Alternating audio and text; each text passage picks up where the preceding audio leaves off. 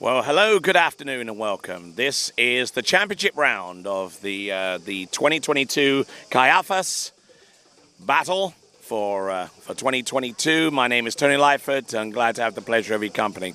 Right up front, before we get into the running orders and stuff like that, an apology has to be made about the coverage for the third round. Unfortunately, our internet situation is dire at best in terms of actually uploading a signal. We're trying best we can to improve the signal so you can get the kind of coverage that you were able to enjoy yesterday. But at the moment, we are struggling a little bit with the upload of our signal. We do apologize up front for that and any loss of coverage that you might have experienced in the third round just a little over an hour ago. Having said that, if you do want to and are interested in watching the coverage of the third round, especially I would surmise Aaron Davies, who scored halfway down 10.25 meters. I'm sure at the very least he'll want to look at his performance. We're going to upload that because we do have the ability to actually record our coverage as we stream them, as we upload them live, and we'll do our best to upload the third round of this competition at a later time with a much better upload signal, so you can get the full quality of what was witnessed live during that round. Anyway, championship round. We've got Alicia Bagnoli taking to the water first, followed by Beatricia Yanni. Then Ali Nicholson will be second to last out, and then Jamie Ball, the four skiers in the women's competition. So what do we got insofar as the men's leaderboard is concerned? Will Asher still in the lead, and that score from Aaron Davies of 3 at 10.25 meters vaults him up into second spot ahead of Benjamin Stadelbauer, who lies in third now. Jacobonia with 2 at 10.25 meters. He has a superior backup score to Matteo Luzzeri, and you'll see the rest of the leaderboard in the men's competition. We got our dancing girls, we've got our skiers, and now we're getting ready for our championship round of skiing right here in Kaiafas in the west coast of Peloponnese in Greece. And we'll have a full coverage starting with the women's competition in just a few minutes, right after these.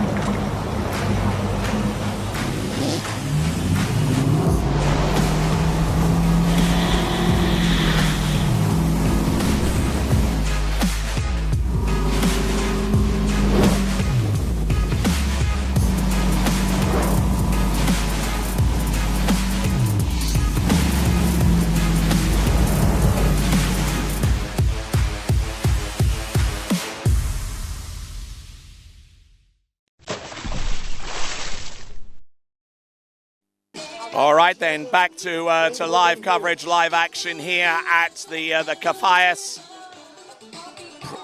battle for 2022. I beg your pardon. We've got a lot of great slalom in action to come. We've got the 4 ladies about to take to the water.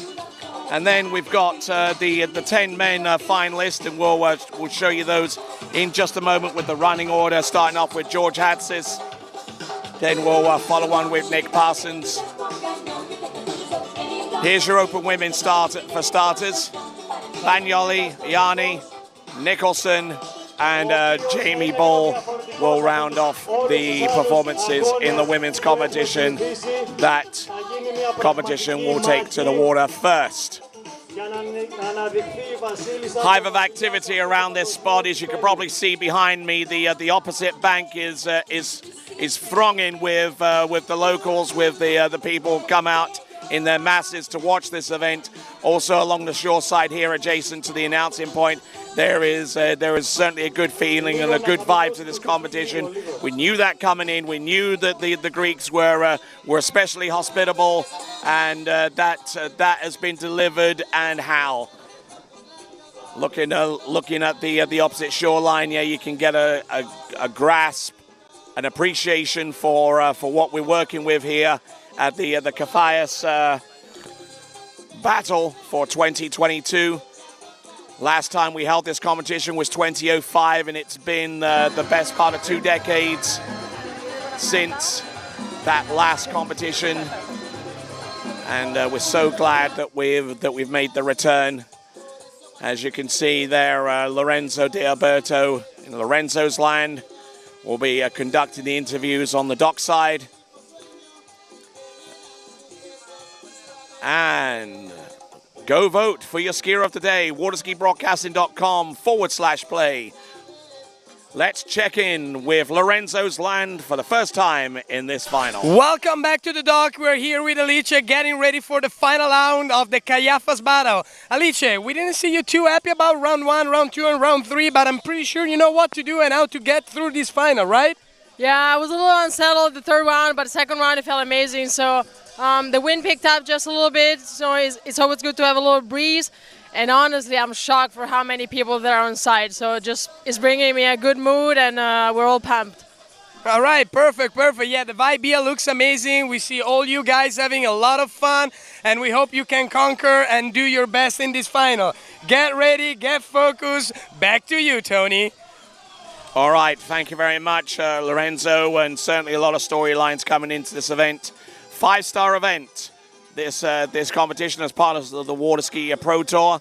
A lot of stories that could potentially be written. Could Jamie Ball will come through with another win, a 3rd win on the trot? Could Patrizia Yanni get on the podium for the 2nd time in as many tournaments in the Waterski Pro Tour? A lot of things, a lot of moving parts, and we're so glad that you can tune in and watch this event. For those of you who didn't pick up on what I commented at the beginning, huge apologies for those of you unable to watch the round 3. But rest assured, we are doing our best with the signal that we have, the upstream signal, and we will be re-uploading the round 3 in its full pristine quality when we get the opportunity to, with a better signal after the event has concluded. All right, then, let me tell you about Flow Point Method, created by Marcus Brown and Jenny Labar.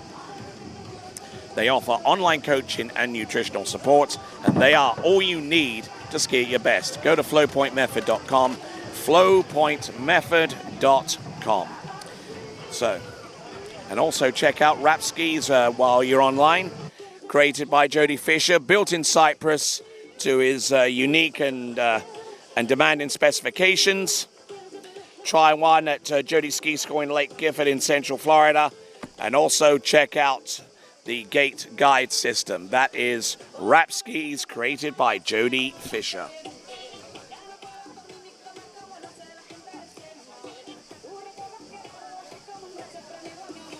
A throng of people here are being entertained by our dancing girls.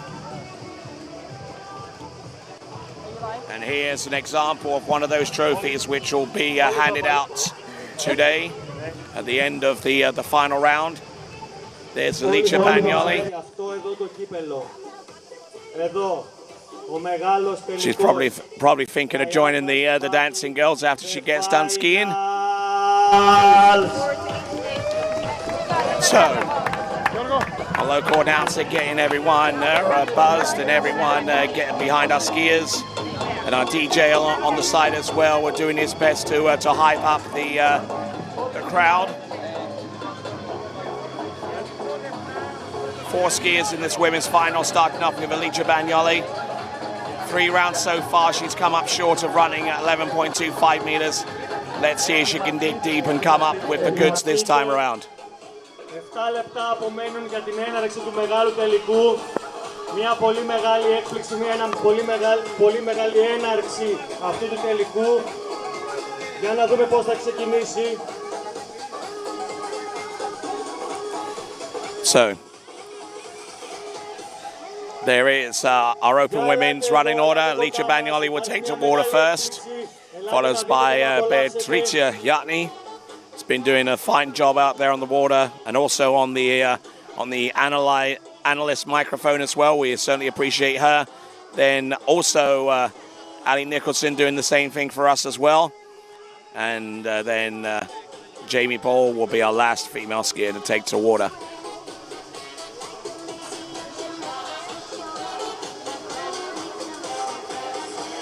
So, we've got the pieces ready to go. We've got the dancing girls. First time I've ever seen that at the ski tournament. Maybe the dancing girls ought to come away with the skier of the day prize. Well, I don't think they actually qualify, but one of our skiers does. And whilst you get your votes together for skier of the day, let's check in with Lorenzo's land once again. All right, everybody, welcome back to Lorenzo's land here.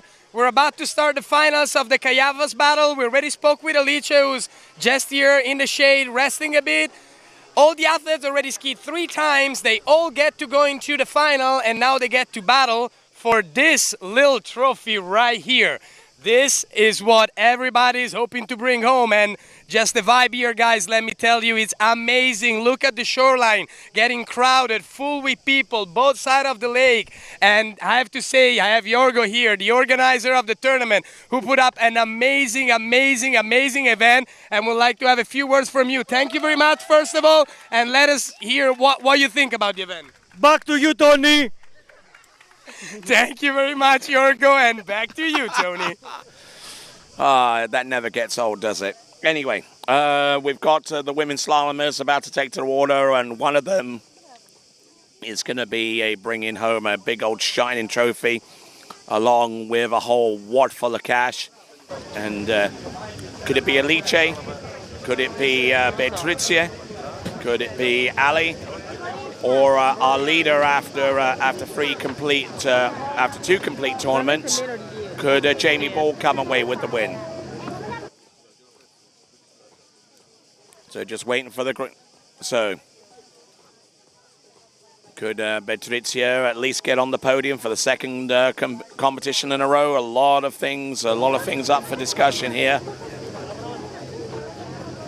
And they certainly do everything possible to make the skiers comfortable, even use shading with the form of a camouflage net on the dock. And if our dock camera gets the opportunity to take an exploration round, you'll be able to see how big and comfortable the dock is concerned. But we'll step aside for a moment, and then we'll return to hear the 2022 Kaiafas battle right here on the Western Peloponnesian coast. For skiers and water enthusiasts, Florida lakes are what dreams are made of. Combined with world-class golf, remarkable weather, natural beauty, theme parks, and so much more, it's easy to see that Florida is paradise. For more than 30 years, I've enjoyed Florida's lakes and many offerings. If you are interested in Florida real estate, let me be your guide and trusted advisor as you search for your paradise. Together, we can make your dreams a reality.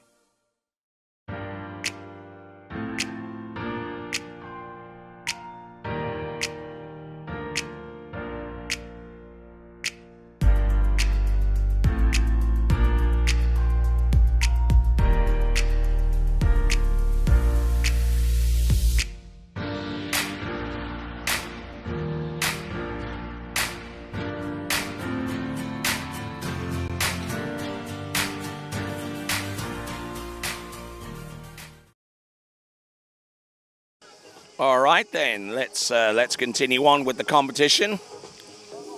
before we send our first skier out, a quick reminder that Pro Gear still producing high-quality gloves. They are the original, created by Clint Stadelbauer and now led by Alicia Bagnoli, who just happens to be our first skier off the dock in the women's competition.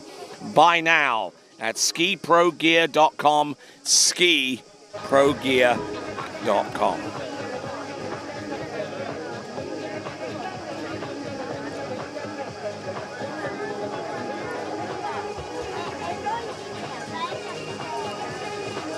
And we're just waiting for the green light from our officials. Moving some boats out the way. Also trying to get settled into our upstream so far as the internet is concerned, making sure that it's the best that you can have at this given moment.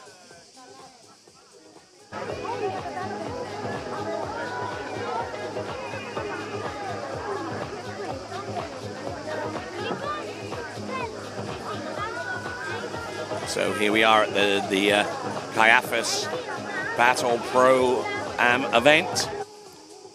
We're seeing a whole slew of skiers in the amateur rounds compete here, and there were some pretty darn good scores. Some of them actually reaching towards national records in Greece.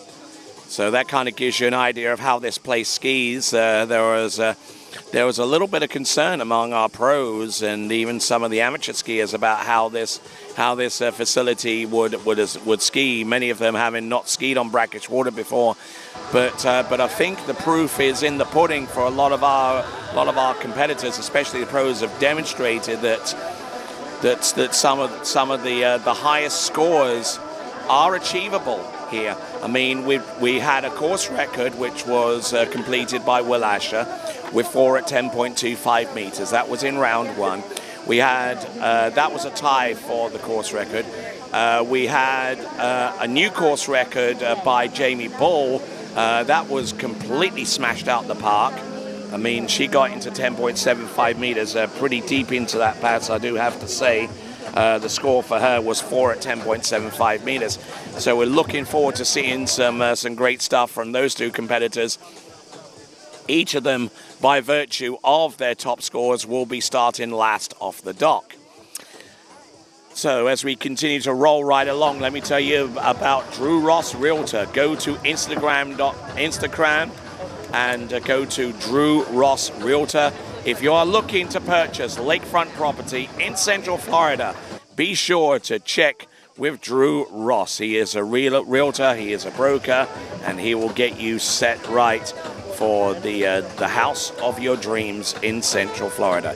Drew Ross Realtor on Instagram.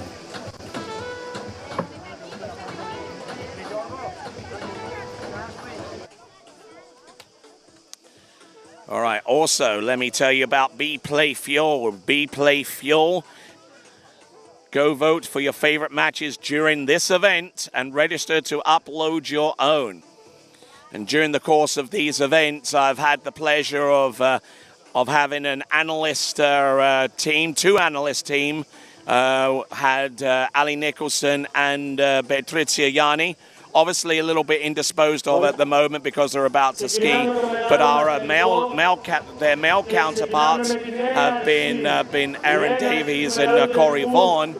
And may I suggest to whomever is controlling the matches for bplayfuel.com to create matches as to who the best team of analysts are. Are they the girls? Are they the guys? bplayfuel.com, bplayfuel.com. Check it out. You'll be impressed.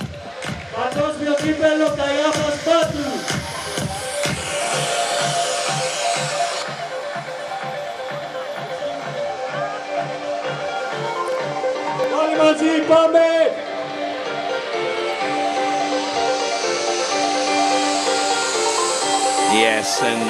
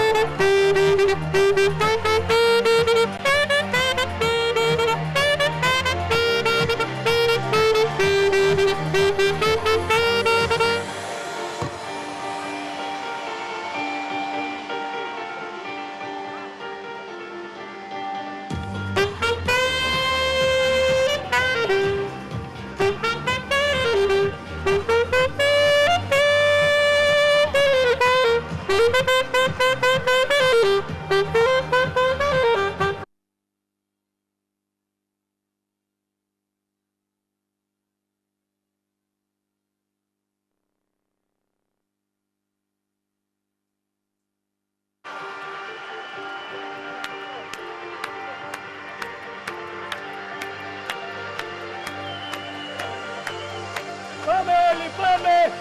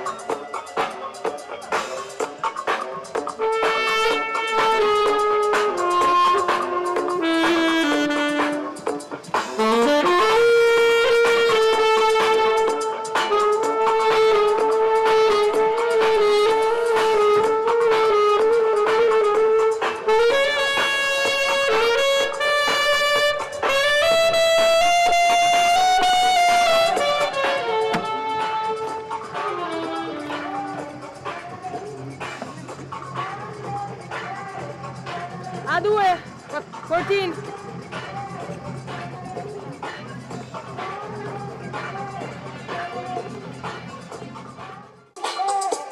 All right then. Wow. We start the final now. That's all I can say. While I don't know whether you're in London or in Lima or in San Francisco or Santiago. Greece is setting a high bar right now. Yeah, I mean, I've literally just walked down from like where we're all hanging out down there, and I tell you what, the vibe down here is electric. I've never seen anything like this. The Collegiate Nationals is up there as one of my favorite events, and this is coming up very, very close. It's so fun. Everyone's having a good time. We've got live music out here. We've got dancers. It's unlike anything I've ever been to. So a live saxophonist. Yeah, so incredible vibes over here. It's so different. Like, you stood on the dock and there's loud music, there's dancers, there's a live saxophone right next to you. So it's definitely something you're going to have to think about coming into your set. Let's check in with Lorenzo's world for one of many times. All right, everybody, welcome back to the dock. We're here with Beatrice. Alicia just left here. So, Bea, what do you think about the vibe of this tournament? It's amazing. Like, it's literally like fun. It's really, really fun. I was dancing with the girls, and now I'm ready on the dock to ski. So you're focused for the skiing, or you're more concentrated about the dancing? We'll see. I'm still a bit confused. I'm still in the dancing mood, but yeah. Well, I'm pretty sure that the dancing mood is gonna dance you through your next couple of passes. So good luck to you, Bea, and back to you, Tony. Why, thank you. Yeah, I mean, we're having trouble holding it together here at the announcer's point. I mean, come on, Aaron. Yeah, I'm just dancing away. My feet are tapping, and yeah, my feet are tapping away, so we'll see how it is later on. But right now, our first skier out on the water is Alice Bagnoli out of Italy. She'll be starting on the 14-meter line. Not looking too bad off number one. Gets a good load there, as she typically does on this opening pass. looking really, really strong. You know, like we said before, on that 135 side, just an amazing onside turn. And she's, you know, as we said many times before, she's just sticking on the cruise control. She's pumped the fist. She's through her first pass. So look, really, really nice first pass there for Alice. Yes, and at the wheel, Giovanni Andronico are doing a fine job in this tournament so far. And there you get a real sense of how good of a vibe it is around here in Kaiafas right now. Yeah, he's really making sure that he's taking that boat down the course, making the conditions the same for everyone. You know, that's the main thing. So it's very fair skiing. Right you are. So she's going to be coming in on 30 meters now. In the entirety of this competition so far, 3 rounds, Alice Bagnoli is elected to ski all 3 rounds, and unfortunately didn't come up with the 6 buoy count, 11.25 meters. Has she saved it all up for the championship round, we wonder? Yeah, you could argue that she's playing the underdog right now. She's coming in that 4th position, and at the moment, you know, we know that she has the ability to run that 11.25 pass, that 38 pass. So she's coming back now on 13 meters, just getting her eye in from that side of the lake. She's on the green loop. Let's see what she get. Oh, a little bit down course of number 1, but that's no big hill to climb for her. She's good to go around buoy number 3, loads up well. See how strong she is out of that 135 side, you know. Even though she is a little bit down course, she gets that ski around, just probably a little later than she wants to be, but you know, she knows that, and she's going to adjust in the on the 12-meter pass. Nicely done. A good solid effort there from Alice Bagnoli as we have a look at Beatrice Yanni. Comes to us out of Rome, whereas Alice comes to us out of Milan. So currently in 4th place in the points is Beatrice. And so we'll see if she can ascend up a little bit higher on the Waterski Pro Tour points. Yeah, she's got to get a few points this time to go above Ali Garcia, who's got 83, I believe, at the moment, as you saw on your screen. So trying to climb up the ladder in the Waterski Pro Tour there. So we'll see what she can do. But right now on the water at the end of the lake, we've got Alice. She's ready to come in on her 12-meter pass. So we'll see what she can produce, but the vibe here is nothing like I've ever experienced. It's, you know, it's the Greek way. Everyone's having fun, you know. It seems like the pressure seems just to be just that off just a little bit because we're all having so much fun. But here we go, Alice coming in now on 12 meters on the 35 off line length. See how strong she is through that wake. There, round 1. She's a bit pull forward at 2 there. She could do the big 3, which she gets. Oh, yeah, so she does. Now she knows she has to keep working, but there you go. Look, nice and easy by the end. That could be a wake-up call, and that could actually have helped her out going down the line a little bit. Yeah, you know, she got that little bit of hesitation at 2. We'll see what happened here, but she knew she needed a big 3, and she got it. And that's just, you know, see here, she gets a decent one, a little bit of a double pump, a little bit back on the ski, you would argue. But coming here into 2, you just see she pushes on that ski, gets pulled up. Now she knows, right, I need to turn here. And she gets that good, strong turn that we know she can get. And then coming here into 4 there, just maintaining the time that she has. She's a little bit down course, but nothing too much. And she's turning 5 and 6. By the time she gets to 6, she's nice and early. So, you know, not too much to worry about there for Alice, but she could do with, you know, just ramping it up a little bit at the start on this 11 pass. So we'll see what she does. All right, so which one of these Italians gets on the podium in the Waterski Pro Tour, and will that be enough for your vote for Skier of the Day? Waterskibroadcasting.com/play, waterskibroadcasting.com/play, and vote for your Skier of the Day. And also check out some more interactivity courtesy of bplayfuel.com, bplayfuel.com. Let's see if she can run it for the first time in 4 rounds of skiing. She's round 1. That's a good one. She needs out to 2. She's got that same 2. Horrible number 2. She gets round 3. Can't quite hold it. So that's going to be 2.5. I hope that didn't hurt her shoulder too much. She just seemed to be holding it a little bit when she went into the water. So let's see what happened here. She seemed to have an okay one. She got pulled up a little bit. There's that momentary hesitation. So strong through that gate. Yeah, extended. Gets a good one, really. You know, she's got good enough to run it there and just gets pulled up a little bit into 2, I think. A little bit narrow. She has to really reach for 2. And I just sense her down course for 3, and she can't quite hold it there. I hope that shoulder's all right. She seems to be holding it a little bit. Yeah, exactly. Took a little bit of a hit there on the left shoulder, and unfortunately therefore Alicia Bagnoli unable to get any higher than 2.5 with that performance. 2 1/2, 11.25 meters. That is the score for Alicia Bagnoli, and that sets the stall for our remaining skiers. This is the championship round. The other three rounds were for seeding, so this is where all the money is gonna be going to. Yeah, so like, you know, we came into this tournament and we've said, look, there's the 4 girls, they all get through to the final automatically. So they were, you know, just familiarizing themselves with the site and things like that. Hence why I don't think Jamie wanted to ski in the 3rd round, just to preserve herself a little bit. We'll see if that paid off for her shortly. But all the rest of the girls, so Beatrice, Alice, and Ali, all decided to take that 3rd round. You know, just to get a little bit more practice in, things like that. See how the lake's doing, especially today. It's different conditions from yesterday, so a few different little strategies going out there, but see what pays off for different people. All right, and we'll see what Patrizia Yanni can do, Alice's teammate and traveling companion. But before we give you the details on Patrizia, let's check in with Lorenzo's land. All right, welcome back to the dock. We're sitting here on the leader's couch with Alice. Alice, tell us a little bit what happened out there. I'm not sure.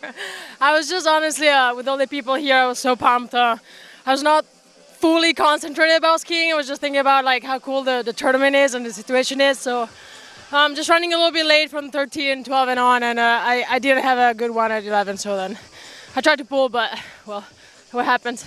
Well, it happens, but we're happy that you're here. We're happy that you had a good time. Got the throne. Yeah, you're sitting on the throne. Rest, relax on this throne, and we'll see you later. Back to you, Tony. Yes, indeed. We've got our leader's couch being sat in right now by Alicia Bagnoli.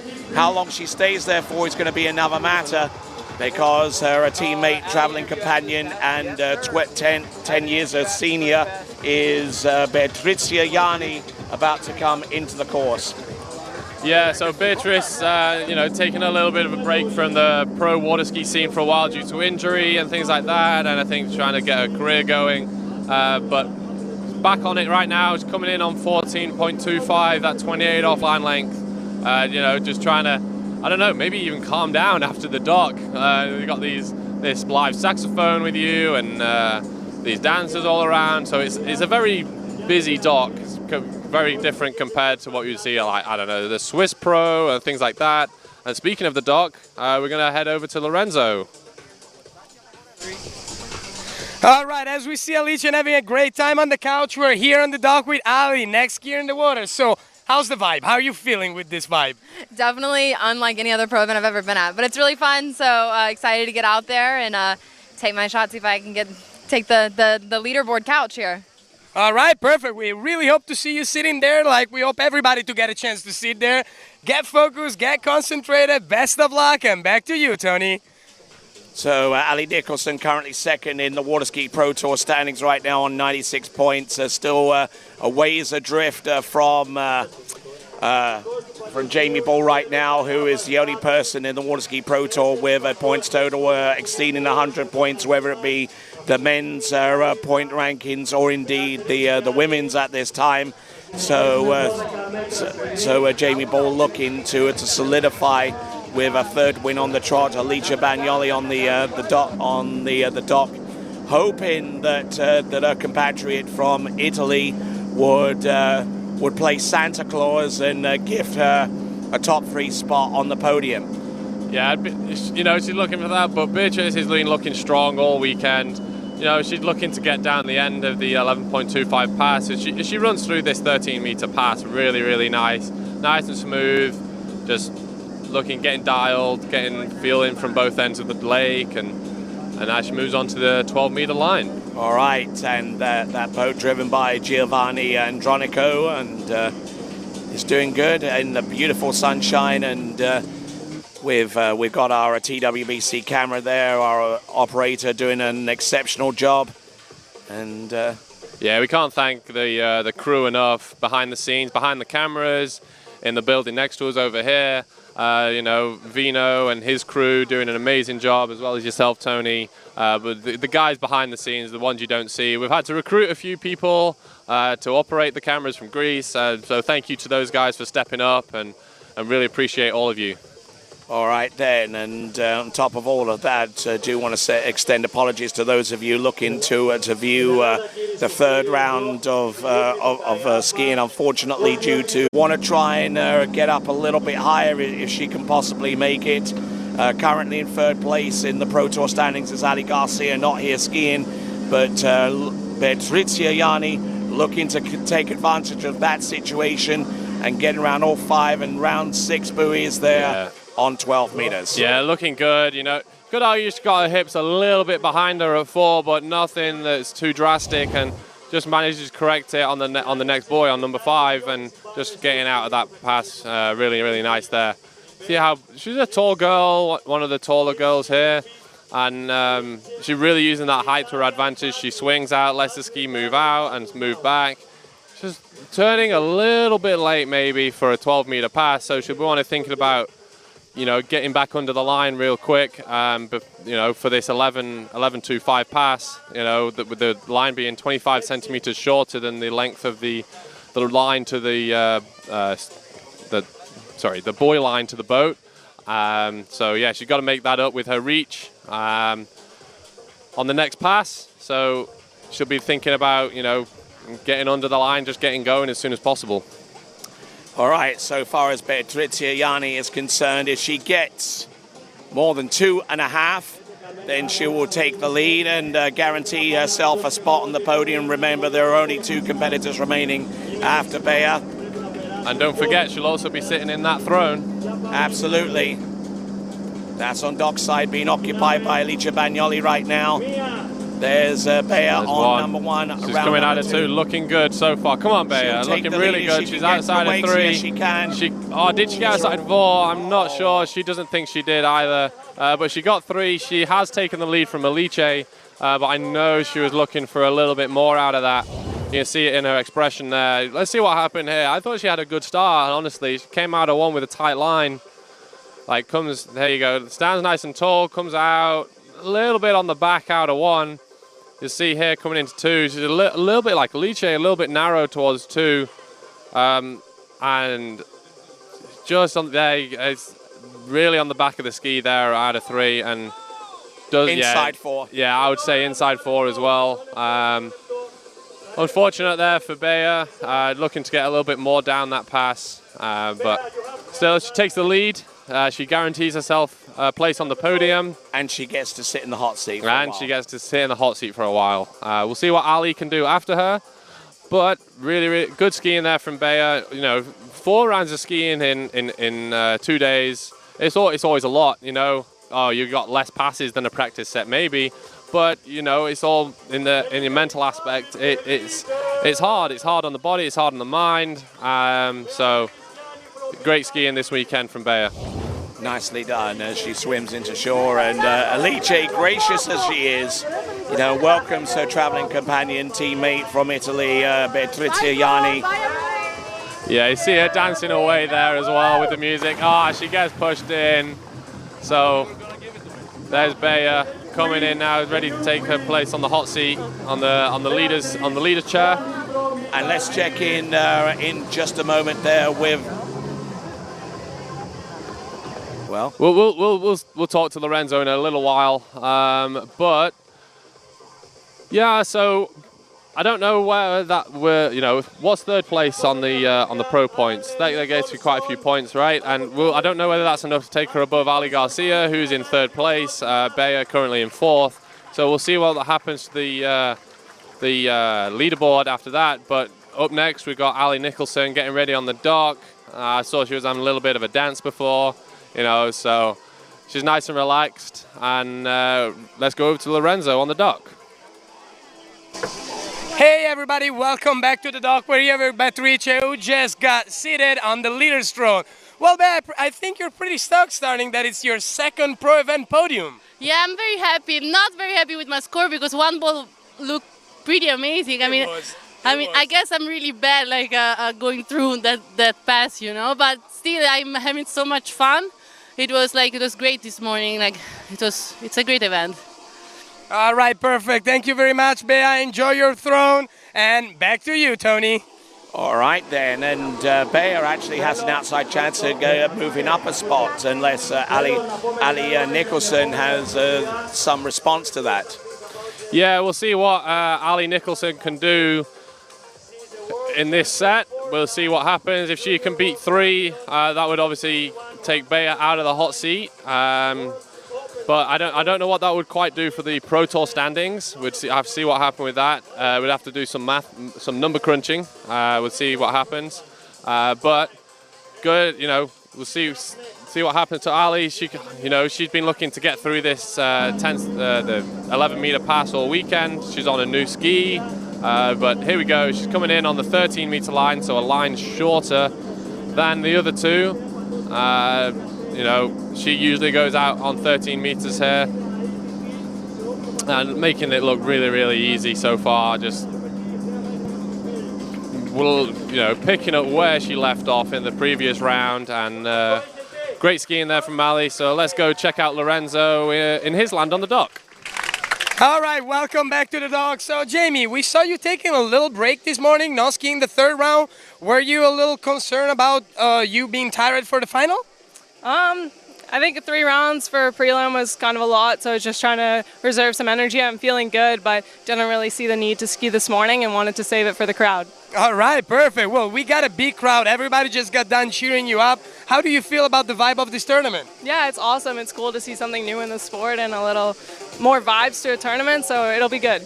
All right, perfect. Thank you very much, Jamie. Best of luck, and back to you, Tony. All right then, and we saw the graphic at the top of the page showing that Jamie Ball has the best score of the competition. That's significant. That would actually give her 2 additional points should she survive out of this championship round with the best score of the competition. And we'll see if that ends up earning enough of your vote to give her the skier of the day. Check in with waterskibroadcasting.com/play. waterskibroadcasting.com/play. Also check out New Dimensions, online training and nutritional programs located next to the Millennium Mall in Orlando. Trusted by the pros, T-Gas, Alice, Freddie Krueger, Whitney McClintock, Rini and Pedrini. Check out New Dimensions online. So here comes Ali on her 12-meter pass. Oh, just making a little bit of an error there at 4, but nothing she can't correct at 5, and looking nice out of 6 and through the exit gates. So good skiing there from Ali, and yeah, extra 2 points for the best score of the weekend. It's a little bit like the fastest lap in Formula One. It just gives you that little bit of an advantage. If you get 2 or 3 of those in the season, they start to add up, and that's 6 or 8 points there. That could take you up a spot.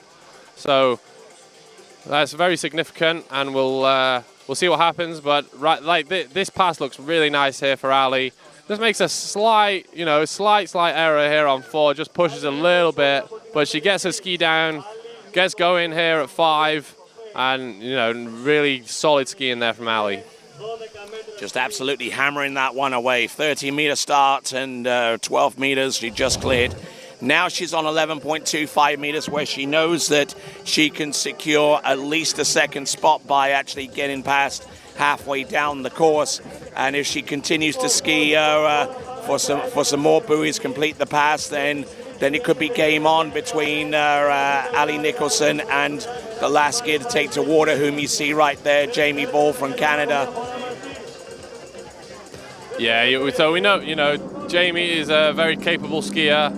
She's probably, trying to zone out everything that's going on around her on the dock. It is a very action-packed dock compared to what we see like at the likes of Swiss Pro and anything else. But here comes Ali on the 11.25 meter line. Great one there. Really strong out to 2. A little bit tip rise at 2. She's out to 3. She's still in it. Come on, Ali. She's really strong. Come on. She's out towards 5. She turns 5. She's going to make it out to 6. Great skiing there from Ali. Wow. Really amazing, amazing skiing. So yeah, that was wow all the way from start to finish there, and she took a bit of a safety check on 5, and then she just bore down on that edge all the way. Look at this gate. Look how strong it is compared to the other passes. You see her really make sure she's getting out wide for 1. Really nice 1 there. Coming out towards 2. She has this very, very tiny moment there, but she gets the ski down, gets across course. She's like, right, I got to work. So she's coming around 3 there, looking really, really good. There it happens again at 4, that offside turn, but she knows here, right, big turn here at 5, she gets it, and she just commits all the way out to 6.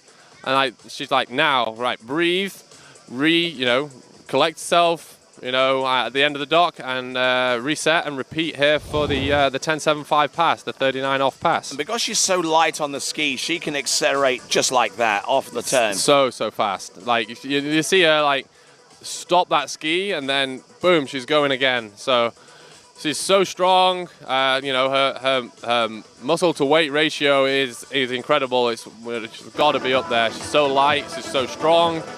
Getting across course as fast as possible. So really great skiing there from Ali. So we'll just have to see what she can do. She can now put the pressure on Jamie here.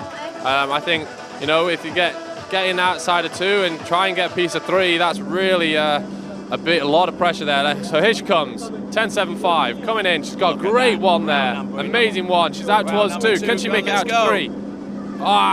Does she make it out to 3? I'm not sure. We'll have to see what happens here on this instant replay. Yeah, we're going to have to check the handle on that one, to see if she released the handle before she got that ski outside the buoy line. If she came up short, it would have been 2. If she got the ski outside the buoy line while she still had contact with the handle, then it will be a portion of that number 3. That was a good start. That was a good enough start to get to 3, but she's so strong into 2. She just couldn't get that ski slowed down. So here we go. I can't tell whether she makes it around the buoy there, but we'll probably see that replay again. Yeah, we'll probably see that from the boat. That's really, really close. Whether she had the handle at the buoy line, that's going to be the thing that determines it as well as whether she got around the buoy. 'Cause you have to have the handle by the time you pass that buoy line. So here's the clearest picture. Here's the boat view again. Really strong out of 1. She gets a little bit of slack line, and I think she pulls a little bit long to 2. But here's the important bit. She coming out wide. I think she just dropped the handle before, maybe. I think she got around it, but did she get around it after she let go of the line? That's for the judges to decide. It's 2 buoys. I think it's 2 buoys confirmed there. Unfortunately, just dropping the handle just before the time she passed that buoy line. So, Jamie now coming, looking to get a little bit more than that. Good skiing there from Ali. She's definitely put the pressure on. We'll have to see what Jamie can come up with after her.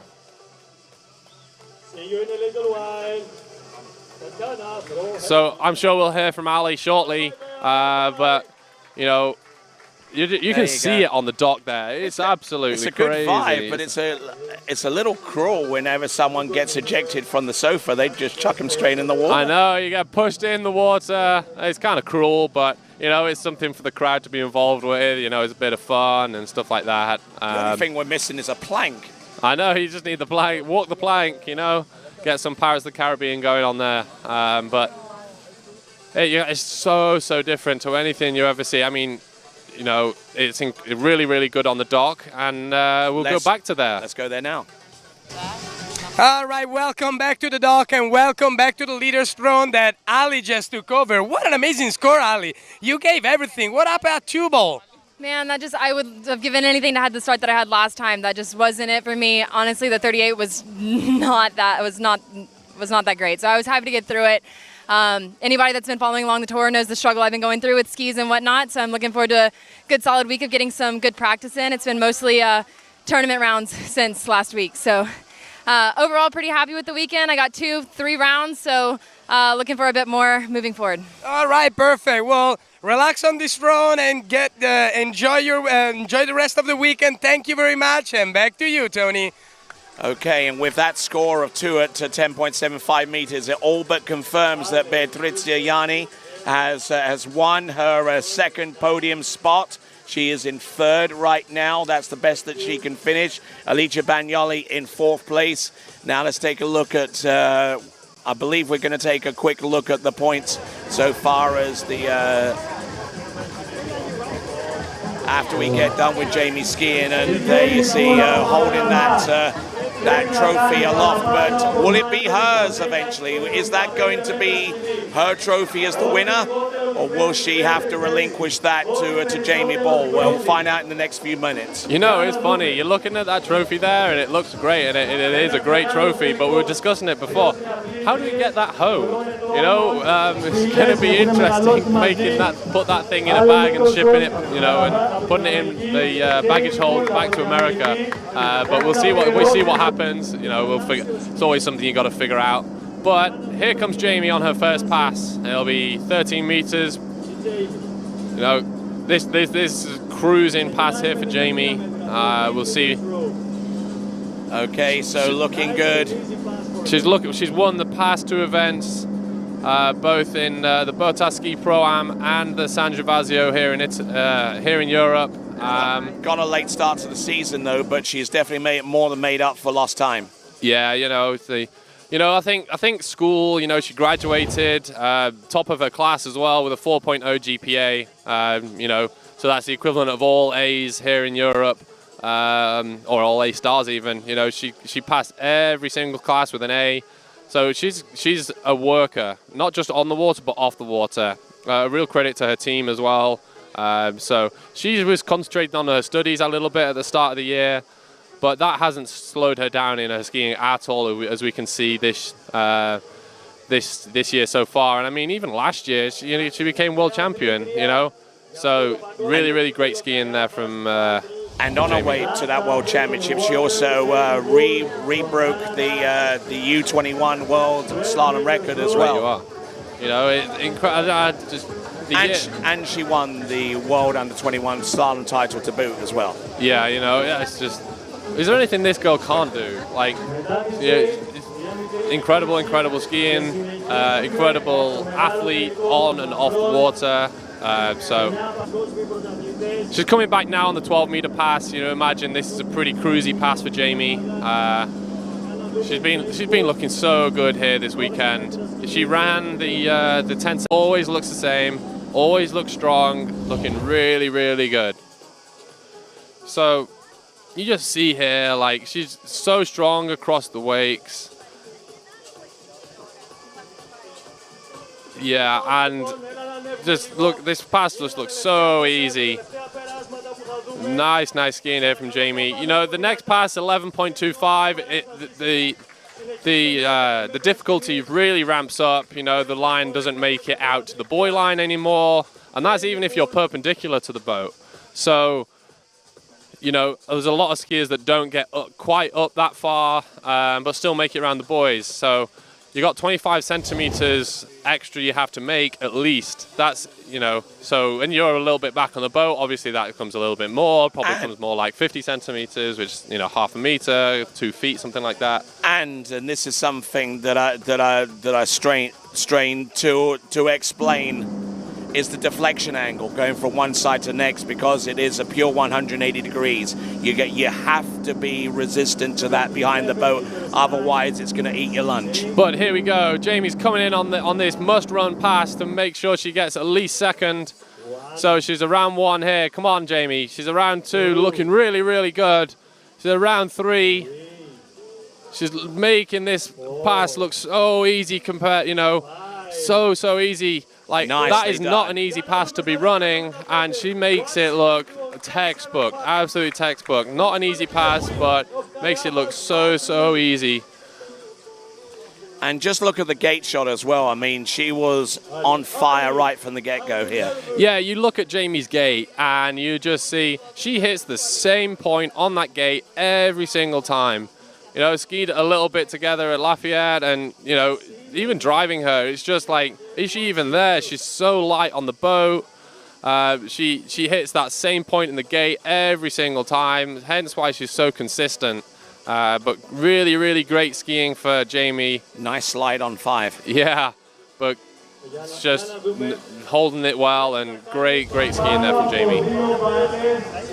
So already in second spot, she can't finish any lower than that, but the person that's on the couch right now currently holds the lead with 2 at 10.75, and that just happens to be the next pass that Jamie Ball will be approaching right here and now. So just to inform you guys, if the leading score is the same after the final, we will be running off. And if the score after that for second or third is a tie, we'll go back to backup scores. But that won't be the case. We'll see what Jamie can do here on that 10.75. She's around 1. She's strong around 1. She's around 2 here. Whoa, she gets the 2. She and she makes outside it around number 3. Doesn't have to do anything more. Great skiing there from Jamie. Champion. She is our winner here today at the Kaiafas Battle Pro-Am.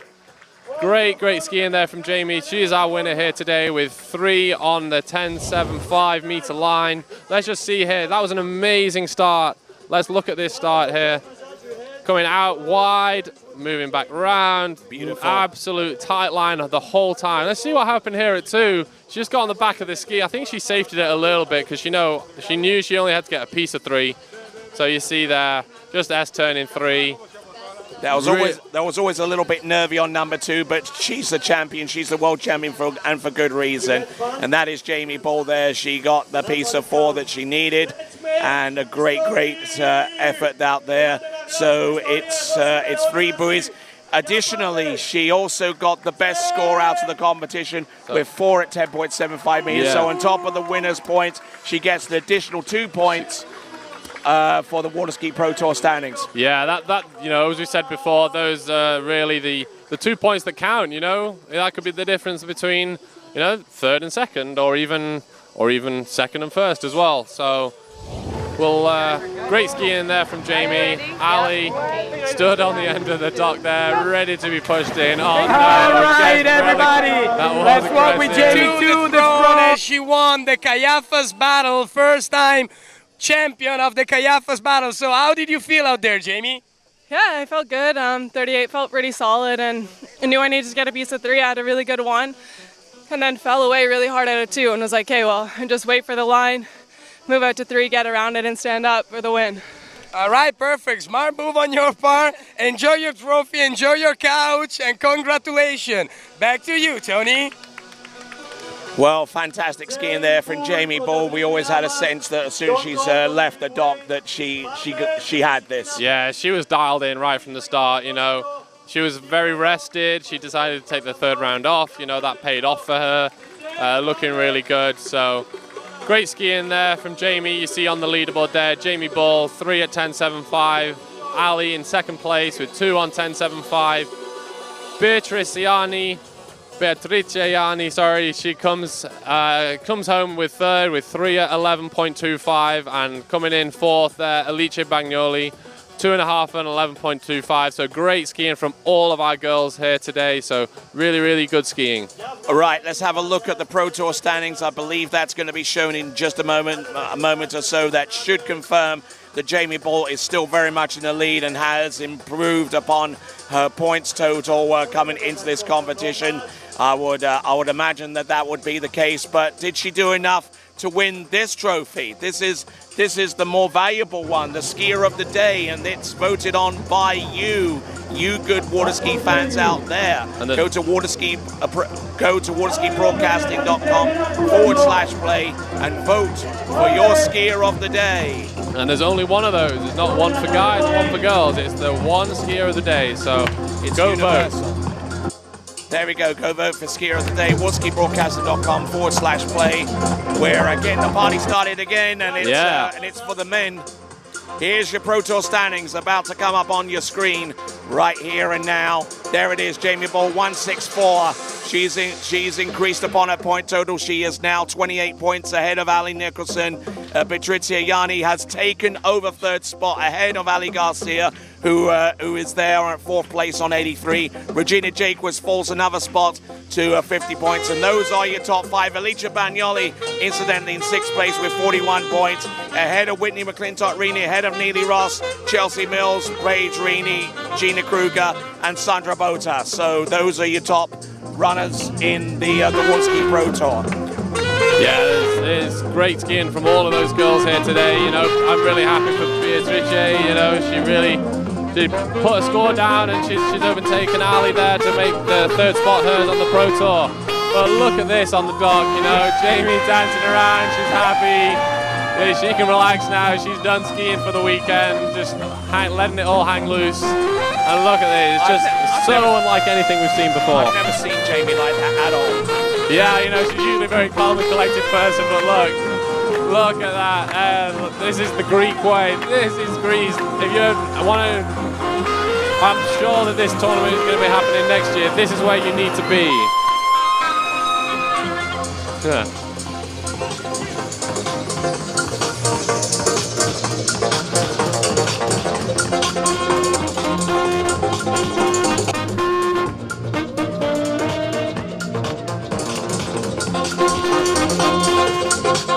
All right, I think a major concern there for Jamie, looking at the ski, says, do not drop that thing. Yeah, I know. Yeah, he's just like, oh, it's like my baby. Don't touch it. So. All right, then. We'll be back in just a few moments with the continuation of the 2022 Kaiafas Battle Pro right after these.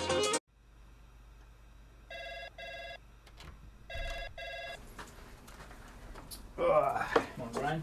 Hey, morning. You have a good weekend? Yeah, got out on the water a couple times. How about you? Yeah, I got to set in. Just gonna make a quick phone call here. Oh, of course. Can you get that, Will? Yeah, man, I got it. Thanks for calling Wake House. This is Will. Yeah, looks like we've got those in stock. On the internet nowadays and social media, there's bits and pieces about how to get better, but there was never a program that tied everything together. I was looking for something I could do mainly on the off season so that when I started skiing in the spring, I didn't feel like I was hit by a truck. My mobility is better, I'm less sore. You know, I felt like I was a 50-year-old that was closer to 60. Now I feel like I'm a 50-year-old that's kind of closer to 40. Yeah.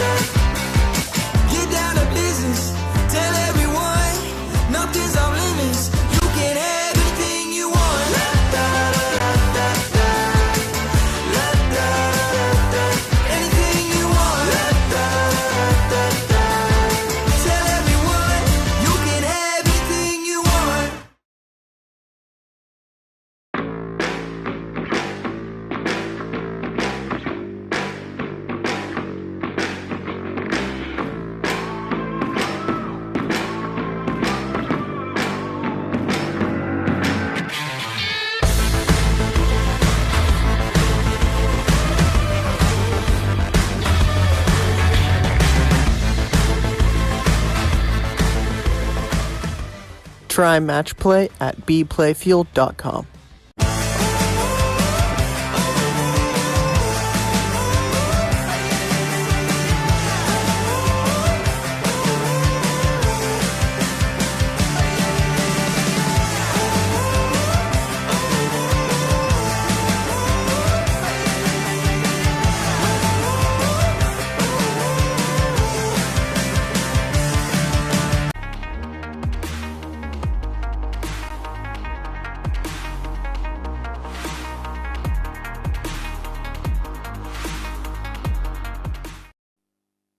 All right, then, welcome back to the 2022 Kaiafas Battle Pro. And let's take a look at the leaderboard one more time for the women's competition before we go headlong into the men's event.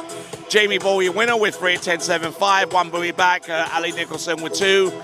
Beatrice Yanni with 3 at 11.25 meters. And Alicia Bagnoli there with 2.5 at 11.25 meters. Here is your list of skiers. George Hatzis, we believe, will go first. Then we go with Matteo Luzzeri, Nick Parsons, Philippos Kyprios, Jakobonia, Corey Vaughan, Freddie Winter, Aaron Davies, Benjamin Stadelbauer, and Will Asher. Let's check in dockside with Lorenzo's land. Back to the dock, everybody. We just saw Jamie winning the event, and now we got the first guy on the water. We're here with Nick Parsons. So, Nick, how are you feeling? How's the vibe out here today? I don't know if I should be doing drugs or drinking or skiing. I'm having an amazing time. This is delightful. Oh, perfect, perfect. We saw you taking a little break this morning. As Jamie said, did you feel that 3 rounds of quali, it's quite a lot, so you needed to keep a little rested for bringing out a big show in the final? Yeah, the water's hot. People were kind of skiing hard. Half the men seems like they took a break. Seemed like a good idea. All right, perfect. The boat is getting here. Get your ski on. Best of luck, and back to you, Tony. All right then, Lorenzo, and just to the best of my understanding, George Hatzis is not skiing in this championship round. Instead, Nick Parsons will take to the water first. He's got a little bit of catching up to do comparing his scores in the first 3 rounds to the championship round, but if there's one skier who can dig down deep and come up with the goods, well, I wouldn't bet against Nick Parsons to do exactly that. So we'll see what he can do with this 4th round, this championship round here at Kaiafas. And just a little bit of time to tell you about Wakehouse. You can find the products to suit your water sports needs by going to wakehouse.com. That is wakehouse.com, your online water sports pro shop. Certainly a great vibe.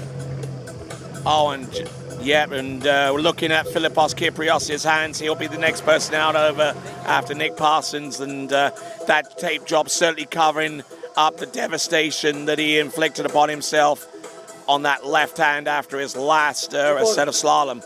Hence the reason why he didn't ski in the 3rd round. Ο βουλευτής μας εδώ της περιοχής, Ανδρέας Νικολακόπουλος, και αυτός μαζί μας. Ευχαριστούμε πάρα πολύ που παρευρίσκεστε εδώ. All right, so Ian Keeling from the United States.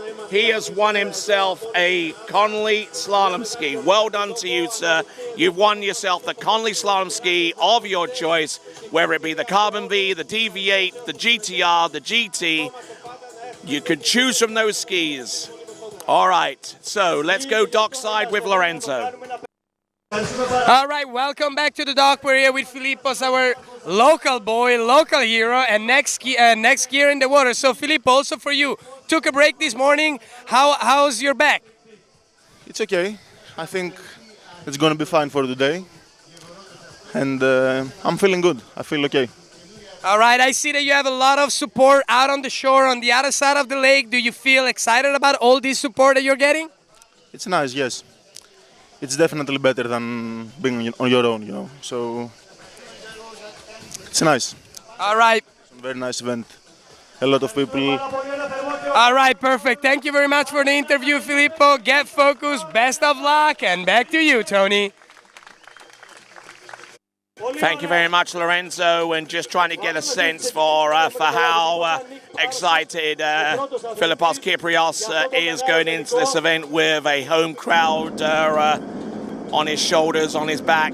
Let's see what Nick Parsons can do on the opening pass of 13 meters, our first competitor out in the men's slalom final. He's looking good, he's looking in good shape. Using his tall figure, his uncanny reach to get around all 6 buoys. At the helm of the towboat now is Nathan McGarry. Splendid job that he's done thus far. And long may that continue.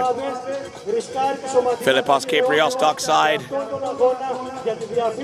Looks like he's put some glove liners on to try and get a little bit more grip and to protect his hands. Θέλω ένα το πιο θερμό σας χειροκρότημα για αυτό το μεγάλο αγώνα. So a lot of things could potentially work their way through Filipos Kyprios getting some large amount of partisan support. As we ready ourselves for Nick Parsons' second pass. It's going to be on 12 meters. There's the remaining skiers on the start list. 8 skiers remain after the person on the water.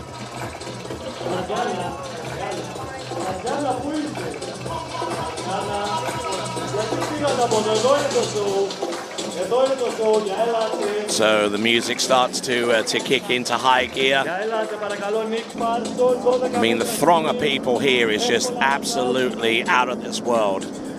People on each side of the arena here, and they're all getting behind every single athlete out there that goes out on the water. Look at this. They certainly have a good appreciation for what's going on as Nick Parsons slices and dices his way around all 6 buoys on this second run. He's gone through 13, and that was 12. Hasn't chosen to opt up yet, even though that there might be 1 or 2 reasons out there where he might. The wind is starting to gust up a little bit, not as much as yesterday, mind you, at this stage, but there is that possibility for Nick Parsons, as we see some elements of our crowd, young and old, from all across the local area. They've come from many points along the western Peloponnesian coast, right here in Greece. I'm Tony Lightfoot, and I'll be joined in a short bit by Beatrice Yanni and also by Ali Nicholson, who are doing an absolutely stellar job here with their analysis during the men's slalom event. We'll get them back shortly. In the meantime, just look at this. I mean, you don't see this anywhere else in the world. Here we go.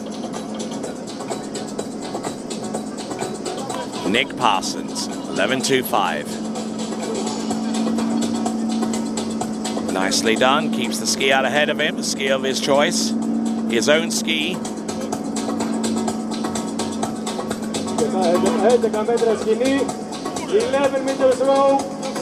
All right, so looking at that from Nick Parsons, 11.25 meters, and taking a look at this one, just nice glide into the turn, just moving very smooth, very precisely, in order to get the right amount of angle to maintain enough cross-course speed and cross-course traction.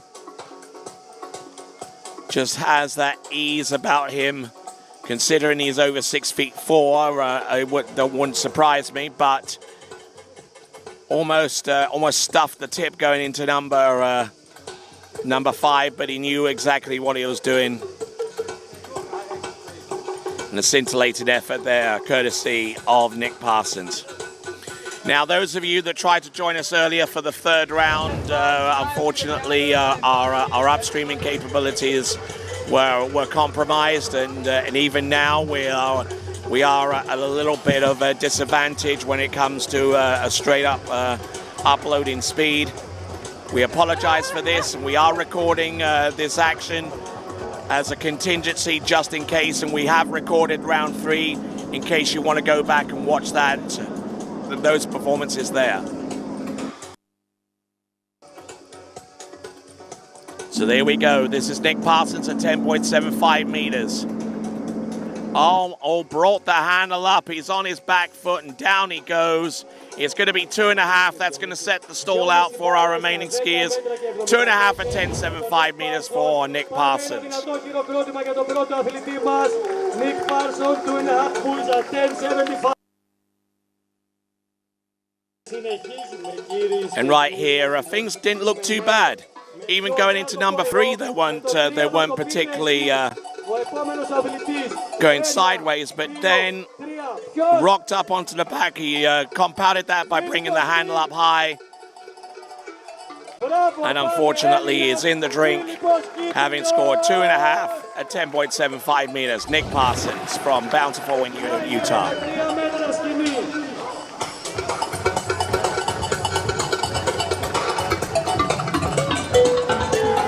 So whilst Nick Parsons swims in, he'll occupy the hot seat, or the hot sofa as they call it, and rode on that pineapple ski of his own design and own manufacture. And contrary to popular belief, he doesn't use his dad's bakery ovens to make those skis. They're actually made in Calgary in Canada.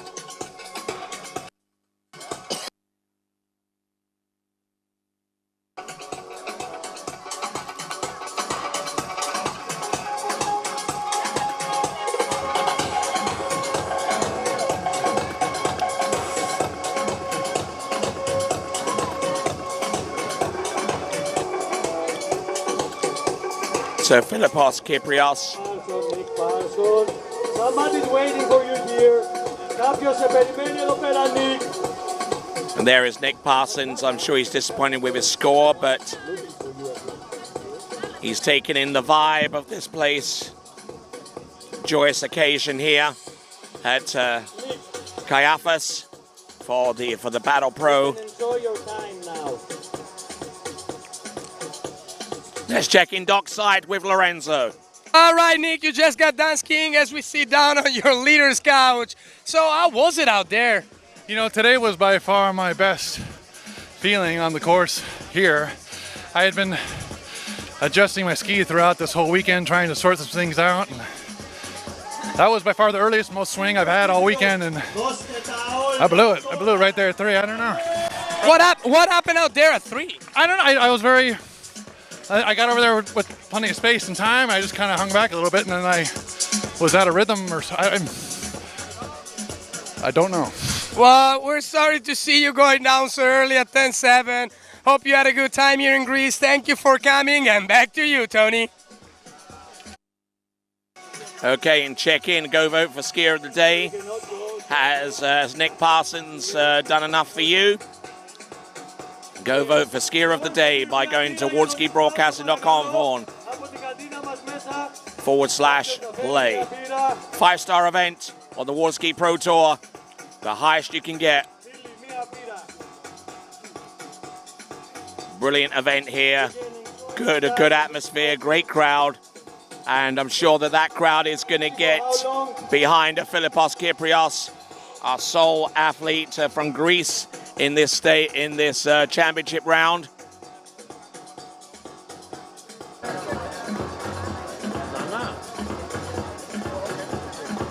There in the back, or behind the scenes, we had Vincent Stadelbauer, Alicia Bagnoli, and also our replay official. And there you see the graphic there explaining the 0 off in terms of response and intensity of response.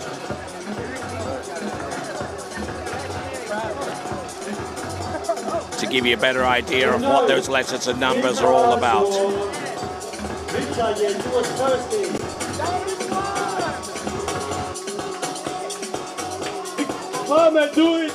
And there we saw on dockside there, Corey Vaughan getting ready for his turn. He'll be in next up after Philippos Kyprios. Speaking of which, here he comes. 30 meters. Entrance gates around buoy number 1. He's working his way neatly through this pass of 30 meters, and at the same time, he's trying to make sure that he doesn't do too much harm to his left hand that is severely taped up. Let's check in dockside with Lorenzo's land. All right, welcome back to the dock. We're here with Corey, our next skier in the water. So, Corey, how are you feeling? I feel good. They've got the vibe right here. This is the Kaiafas battle, and I'm ready to go do battle. All right, perfect. We're seeing that the conditions are just perfect right now. So what's your plan for the final? Yeah, just everything straight up, 13-meter start, try to feel the boat pass by pass, and ski for as long as I can. All right, perfect. We're going to let you get focused. Best of luck, and back to you, Tony.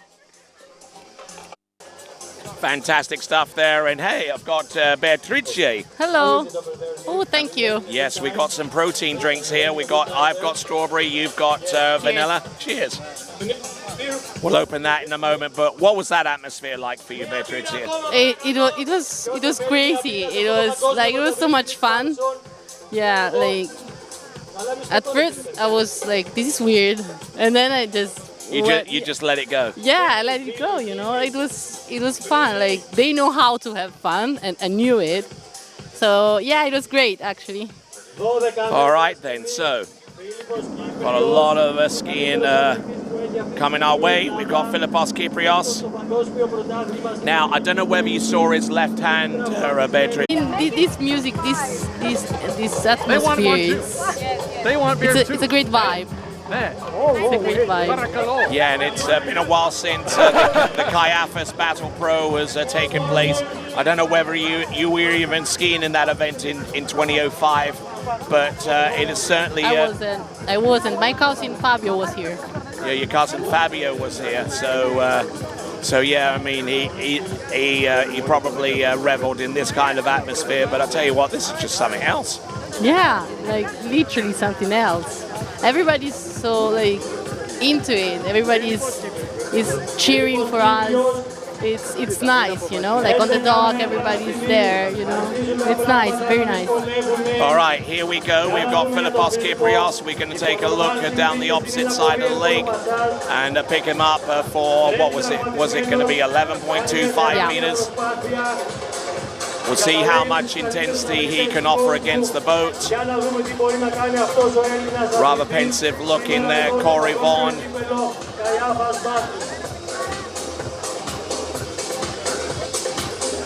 You're enjoying the music, I can see that. Yes, I am. I'm getting with it, you know.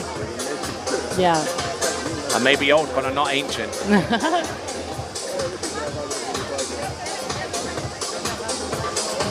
Corey just trying to get settled in, and I don't know what's... Oh, here we go. Now we've got Philippos Kyprios, 11.25 meters, approaching the course. Let's see what he's got. Entrance number one, little slip. Oh, this is 10.75 meters. He's opted up. He's going for broke here. Look at him go. He's round number 4. He's going for number 5. Oh my word. The second opt up through 11.25 meters in this tournament so far, and it comes through. Comes up. That was great because we were expecting 11, you know. Oh wow. Now it's game on. It is. And he waited until this round to come up with something like that. Yeah, I think it was good for him to not ski the other 2 rounds, just preserving his back for these. It almost looked like for a moment that Hello. You arrived at a good moment. At a what? You arrived at a good moment. Oh yeah, exciting stuff. I saw making my way back down here. Yes, indeed. Philippos Kyprios opted up through 11.25 and cleared 10.75, which means now his season's best score is 2 at 41. Let's see what kind of start he gets. I think he's in that pain-free zone right now. Let's have a look. Round number 1. Does he get outside number 2? Not quite, but he does set the bar now. 1 at 10.25 meters. It might be enough. You just never know. So he took the risk doing the opt-out, taking the 10.7 from the other direction, and seemed to work in his favor. So we'll see what we see the others do from here on out. Yeah. Indeed, and just look at that number 1. Too much slack, just not enough room to get outside number 2. A little bit annoyed with that, considering what it took to get through a 10.75, the Herculean effort involved. But I tell you what, is that enough for Skier of the Day? Go vote now. Waterskibroadcasting.com/play. Waterskibroadcasting.com/play. And is that enough to secure him enough votes for Skier of the Day? Wow. All right, let's continue on. And as we go on to our next skier, let me tell you about Hobe Lake Ski Club. They counsel winter with coaches such as Wim de Cree and created by Ed Hickey, close to Jupiter, South Florida. Yes, indeed, they can counsel winter. Hope Lake Ski Club. Check it out, Hope Lake Ski Club online.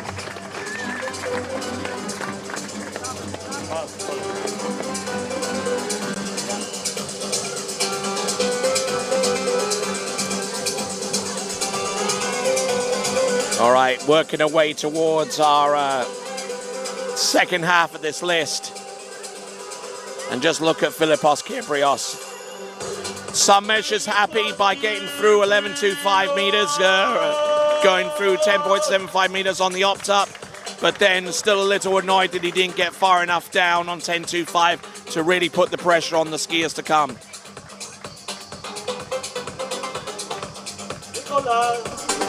Yeah, he's definitely going to wish that he had gotten a little bit more there to put up a slightly bigger score for him.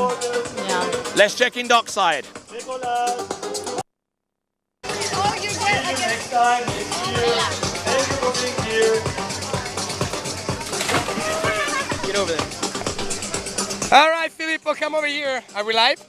All right, as we just saw Nick get thrown in the water and Filippo getting his seat on the leader's couch. Let's go on the couch, let's go on the couch. So, Filippos, how was the build-up to this race? We saw you building up the scores. How did you feel out there today?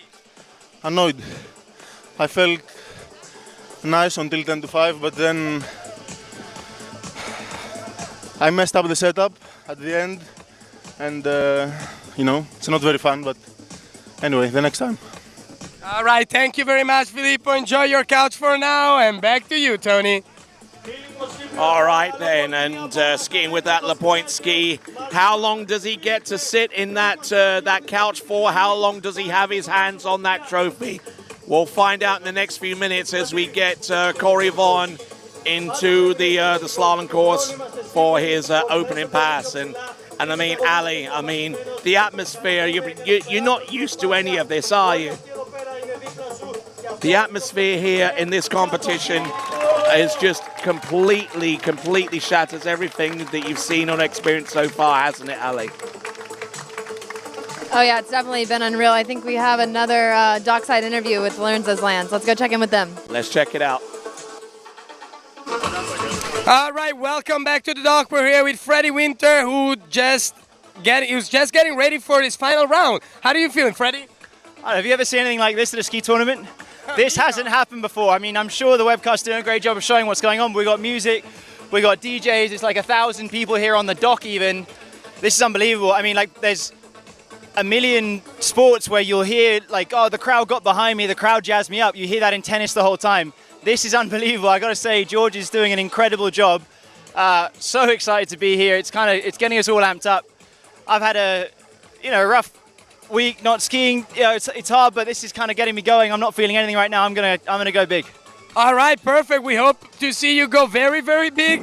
Best of luck, and back to you, Tony. All right, back on the water we got Corey Vaughan, who got himself into a little bit of a tight spot in the last 2 rounds, but hopefully he can settle himself and his nerves down with a nice, smooth-looking 30-meter pass to get things going, Bea. Yeah, I think it's gonna. I mean, earlier we were talking, and he said he wanted to see himself how he's skiing. He was skiing, so I think now he's all set and ready for the final. Right, you are, and be checking out beplayfuel.com, beplayfuel.com. Check out the pairings and the matches that are going on right now. It's unbelievable. And once again, I've been may I to suggest every another tournament there is matching in or a water pairing. skiing. I really have. The I mean, the only girls thing that versus could the rival it guys is so far as the analyst team is concerned. Do you reckon the girls do it best, or do the guys analyze slalom skiing a lot better than the others? Check it out. Go to beplayfuel.com, beplayfuel.com. I'm Tony Lightfoot. She is Ali Nicholson, and she is Beatrice Yanni. And just look at it there. The couch. Philippos Kyprios. Will he stay there for a while? Looks like he's trying to find somewhere else to go at the moment. He's not the most well. Anyway, that's another point for another time. Here we go. This is Corey Vaughan. This This is 12 meters. Seems to be having a bit of a hard time with that even side.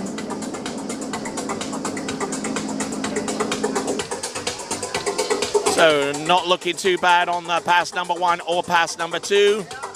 So he's gone through 13 and 12. There's Kaiafas just trying to keep his nerves in check, as well as Corey Vaughan as well, and he's trying to make sure. And he kind of battled through it in the third pass. All handle up high, not the best of starts. He's round buoy number 2. Can't afford to make too many more of those mistakes if he expects to run. 11.25. Just waiting for maybe too much, waiting too much, and then on the back of the ski. He doesn't appear 100% comfortable. That's the sense and the feeling that I'm getting watching his skiing right now. But he's through 11.25 meters. Spot score, but his backup scores put him out first. So, or lack of backup scores, I should say.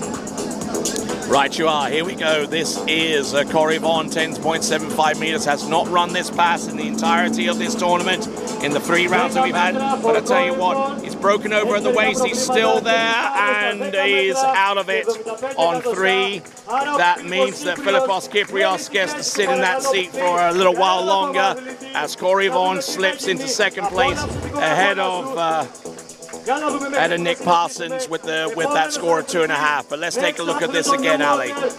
I mean, this is just not the start he's looking for. He's getting that handle high every time out of 135, and then he just looks to me like he's really moving back on the ski there. Gets pulled out going to 3, and yeah, just He's just pulling the handle like really high. It's not waiting the rope. It just looks like he's losing the line a little bit there on the backside of the buoy and having to kind of pull it high to take up the slack. So very unfortunate. Not the score that Corey was looking for this weekend, but up next we have Freddie Winter. Yes, indeed. And if one skier can conjure up some magic here in a country where he spent much of his formative existence within the sport of tournament water skiing, Freddie Winter, it may be that person who could come through in the clutch. However, coming into this event, he missed out on San Gervasio due to a back injury. So looking to see if he can go into that pain-free zone and conjure up something that would really put the heat on the likes of Ashley. There we go, trying to pump up the crowd a little bit.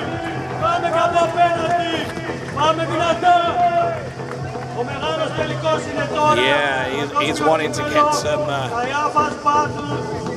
some encouragement. Continue to vote for Skier of the Day. Waterski and waterskibroadcasting.com/play for that. Also go to bplayfuel.com. Another great event which will be happening towards the end of the season on October 7th and 8th. Also broadcast by TWBC is the Travis Grand Prix. Get your entry in quick for this unique event featuring shooting, go-karting and slalom. It's the Travis Grand Prix, and it is on October the 7th and 8th and broadcast live on TWBC. So,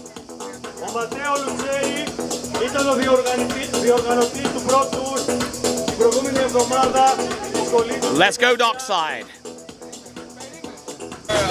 All right, we were here with Matteo just a second ago. We just jumped in the water to get a little refreshment. So, Matteo, how you feeling? How's the vibe now? It's pretty damn good. I mean, everyone is here ready to watch. There's a big score already up, so I'm midway through. I'm going to try my best to beat it. All right, perfect. We saw you put it up a very good score, solid score in round 3. So we hope to see you do the same, if not best. Best of luck, Matteo, and back to you, Tony. Thank you very much. 2 Italians right there who represented the University of Louisiana many moons ago and reuniting here at Kaiafas for the battle. And there we go. We got Kaiafas Kyprios still occupying the hot seat. Just doing a brilliant job so far. This organization, they've got the people here, they've got the crowds, they've got a hype and a vibe that I have never ever seen before in a tournament that I've been involved with on the announcing point. This was quite the experience here. Definitely a different mindset standing on the dock. It's not quite as serious. It's a lot more lighthearted and fun, and it's it's very different, very fun as for a skier. I think George has done a great job with this event. Nicely done, round all 6 buoys. Good effort there from Freddie Winter. And great skiing. I mean, he missed out 2 rounds, didn't he? He didn't ski round 2 or 3, so just rested up his back and just, I guess he took a few ibuprofen to try and take down the pain. Yep. So nicely done. Yeah, Freddie looks good here. I mean, hopefully those 2 rounds off are exactly what he needed, and he's ready and strong for this last round. What do you say, Bea? Yeah, just like Filippo's keepers, they stopped for the 2 rounds just to rest their back. And yeah, they look pretty solid now. And some ways you can actually ease your way through a pass on 13 meters.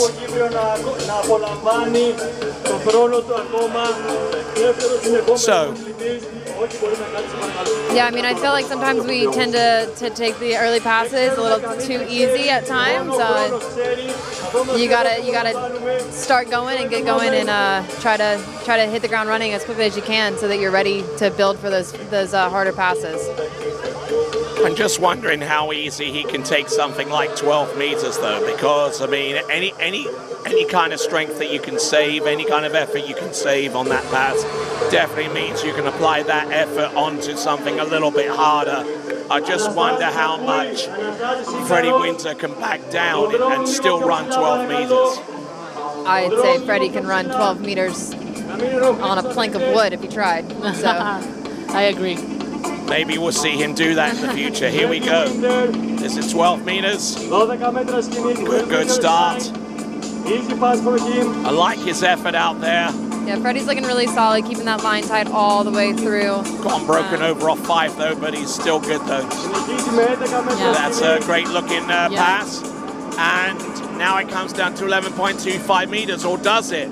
Because Filippos Kyprios, to get to where he's sitting right now, he opted up through 11.25 meters and cleared 10.75 meters to put him onto 10.25. So Freddie might surprise us here. I would say probably with that back, he's probably wanting to ease into those hard passes as much as he can. I mean, maybe he's wanting to skip that pass and just get it over with. We'll see. I would say we're going to see Freddie come back at 11, though. Yeah, kind of decision that sometimes between the devil and the deep blue sea, right? I mean, it's just one of those things. And Bea here at the 5-star event. I mean, the vibe here are fantastic. I can it's see a 5-star vibe. Actually. Yeah, it is a 5-star vibe. I can see you nodding your head a little bit. Even I'm getting into it a little I'm having bit. so much fun. There, Matteo just trying to get psyched up. A doctor in psychology, sports psychology, so he knows how to deal with stuff like this. And there, just Filippos Kyprios just chugging back a Coke.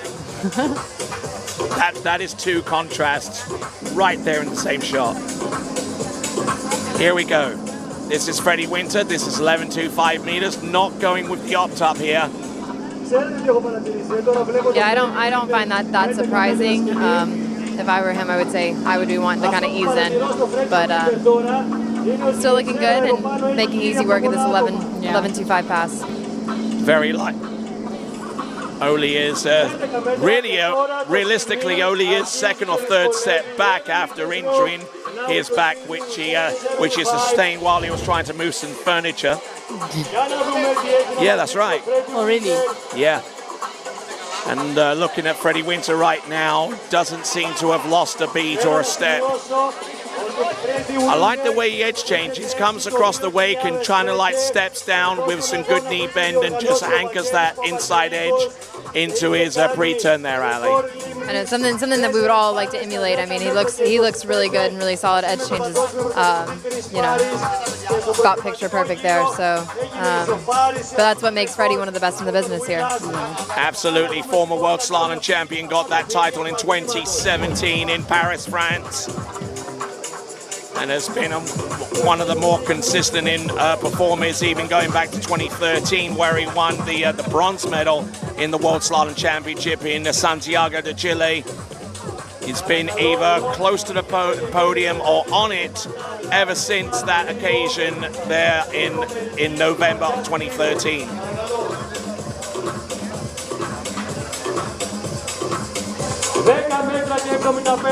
All right, let's have a look and see. This is 10.75 meters, a pass that he needs to run to get within spitting distance of Philippos Kyprios. Look at him go. He's round buoy number 2. He's halfway down the course now on number 3. Strikes number 4. There we go. This was a great 10.75. One of the best we've seen. Fantastic. All right then. So now within a third of a pass worth of buoys within that score of Philippos Kyprios. Question is, will he be able to get there? But he certainly has a good shot at it based upon how he cleared 10.75 there, Abea. Yeah, I would say that he made pretty easy work of that 10.7 here, and he's going to have his sights set for more than just surpassing that 1. He's going to be looking to go down and put up the big score to put the pressure on the rest of the skiers on the dock. Right, you are, and taking that big hit off number 5. You know, a lot of what you see on the water with slalom skiing, you could be forgiven for saying that it's technique. Not the complete picture. You have to be conditioned. You have to work in the off season to be able to take those hits off buoy number 5 and still come out the other side not looking like a pretzel. Yeah, that's true. So now Philippos Kyprios on 1 buoy at 10.25 meters. A sniff of that ski going outside number 2 will be enough for him to take the lead. But he's very conscious of the fact that there are skiers that are going to go after him that are capable of getting that score, if not more. Here we go. Freddie Winter. Round number 1. And the 2. Wow. He's in the lead. He's round number... Oh, and he gets the 3. 3 boys. Yes. Is that going to be enough, we wonder? He thinks it is. He thinks it'll keep him in contention. But will it be enough for the win? Yeah, it's a full 3 buoys there. That does tie the second best score of the weekend. So we'll see. Hopefully the men following can put up some big scores and give us a show here. Yeah, that score of 3 at 10.25 meters only performed by one other person in this event, and that was Aaron Davies, Bea. But you kind of get the sense that this was planned. He didn't plan on actually running the complete pass, just getting deep enough to go halfway.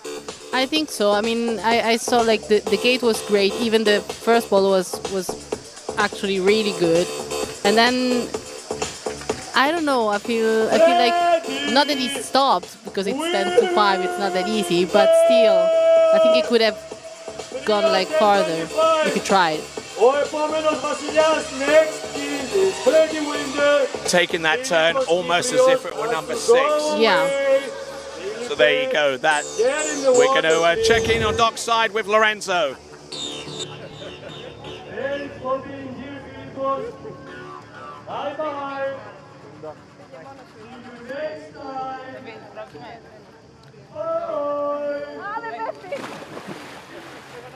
All right, everybody, we just saw Filippo leaving the leader's couch, and we're welcoming to the leader's couch our new top scorer, Freddie Winter, with an amazing score of 3 at 10.25. How did you feel out there, Freddie? I felt better today than yesterday. I don't know about an amazing score, but I'll happily take it. It's been a rubbish month and a half, and I'm so happy to be skiing again. I'm so happy to be in the mix, and I don't know if it'll be enough, maybe not, but I'm being guided very well here, sorry. Yeah, I don't know if it'll be enough, but I'm happy to be in the mix, and I'm happy to be back skiing, and this is what I love doing. This is the thing I love the very most in the whole world, and I'm very happy to be able to do this as, you know, week in, week out. We've got great tournaments here in Europe. This might be the best one ever, honestly. So let's, yeah, I mean, whatever happens, it's been one of the best weeks I've ever had in pro skiing, ever. So I'm happy to have a decent score. Might not stand up, but I'm happy to be back. Well, we will know if he will stand up or not at the end of this tournament, but thank you very much. It's been a pleasure seeing you ski again in the pro event. Hope your back is going to be better and better every day from now on. Thanks again for being here in Kaiafas, and back to you, Tony. Fantastic effort there from Freddie Winter. Earned his spot on the couch with a score of 3 at 10.25 meters. I've got Patrizia Yanni on my left and Ali Nicholson on my right. Switch them around to get the view on the screen. We've got 4 competitors to go after the current skier on the water right now, which is Matteo Luzzeri. And it's really building up to a crescendo now with the men's slalom final. Make sure you still vote for Skier of the Day, waterskibroadcasting.com/play, and also participate in bplayfuel.com, bplayfuel.com. Also check out Waters wetsuits, designed and created by Brandon Waters. Jumpsuits for the more discerning waterski jumper. Go to waterswetsuits.com. That is waterswetsuits.com. Matteo Luzzeri, go Ali. So interesting to see he is starting at that 13-meter line again, which is kind of what I expected after the last round. He did the 13-meter start, and it seemed to work in his favor. So I expected to see him come back out at the same here in the final, and looks like that is what he has chosen to do. Let's go check in with Lorenzo's land on the dock. Absolutely.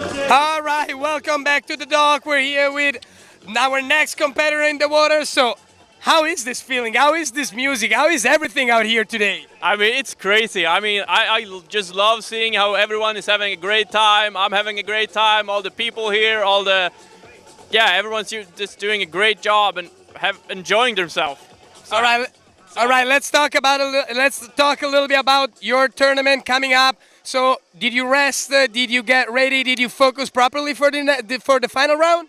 Yeah, I just went into the AC, relaxed a little bit, focused about my skiing a little bit, and now just went out here to the crazy music, crazy people, and just smash it. All right, perfect. Thank you very much. Best of luck, and back to you, Tony. All right, continuing right along. This is the biggest event of the season. This is a 5-star event on the Waterski Pro Tour. They're all chasing after some serious cash here at the Kaiafas battle. Great skiing from all of our athletes in this competition, and now we're building up to the grand finale. As we see Matteo Luzzeri, 12 meters. He started on 13. He ran that. He's had it. Hasn't been without its challenges in this event. But let's have a look and see. I think Matteo's looking really solid here. We've seen him kind of have some rough starts in the previous rounds, and I think that he's looking pretty solid and calm and ready for the shorter lines here. And you, Bea, are familiar with him to the extent that you share the same nationality. What do you see here from Matteo? Well, I know Matteo since we were kids, and he's always been a solid skier. This year is pretty intense, he's pretty into it, and I see he's skiing really very well. So yeah, it's too bad for the first 2 rounds, but the final is what it counts, so we'll see how it goes. I don't think, knowing Matteo as well as I do, that he intentionally held back, but he's coming through at the right time. Do you agree? Yeah. Certainly. All right then, short and very succinct answer there by Patrizia Yanni. Let's have a look at the leaderboard, shall we? Freddie Winter in the lead, halfway down, 10.25. Philippos Kyprios, 1 at 10.25 meters. The only competitors that have gone through 10.75 meters thus far in this final round. So whilst our local announcing outfit interviews Jacobonia, well, let's bring in Matteo Luzzeri on pass number 3. It should be 11.25 meters. Let's see what he can key in on.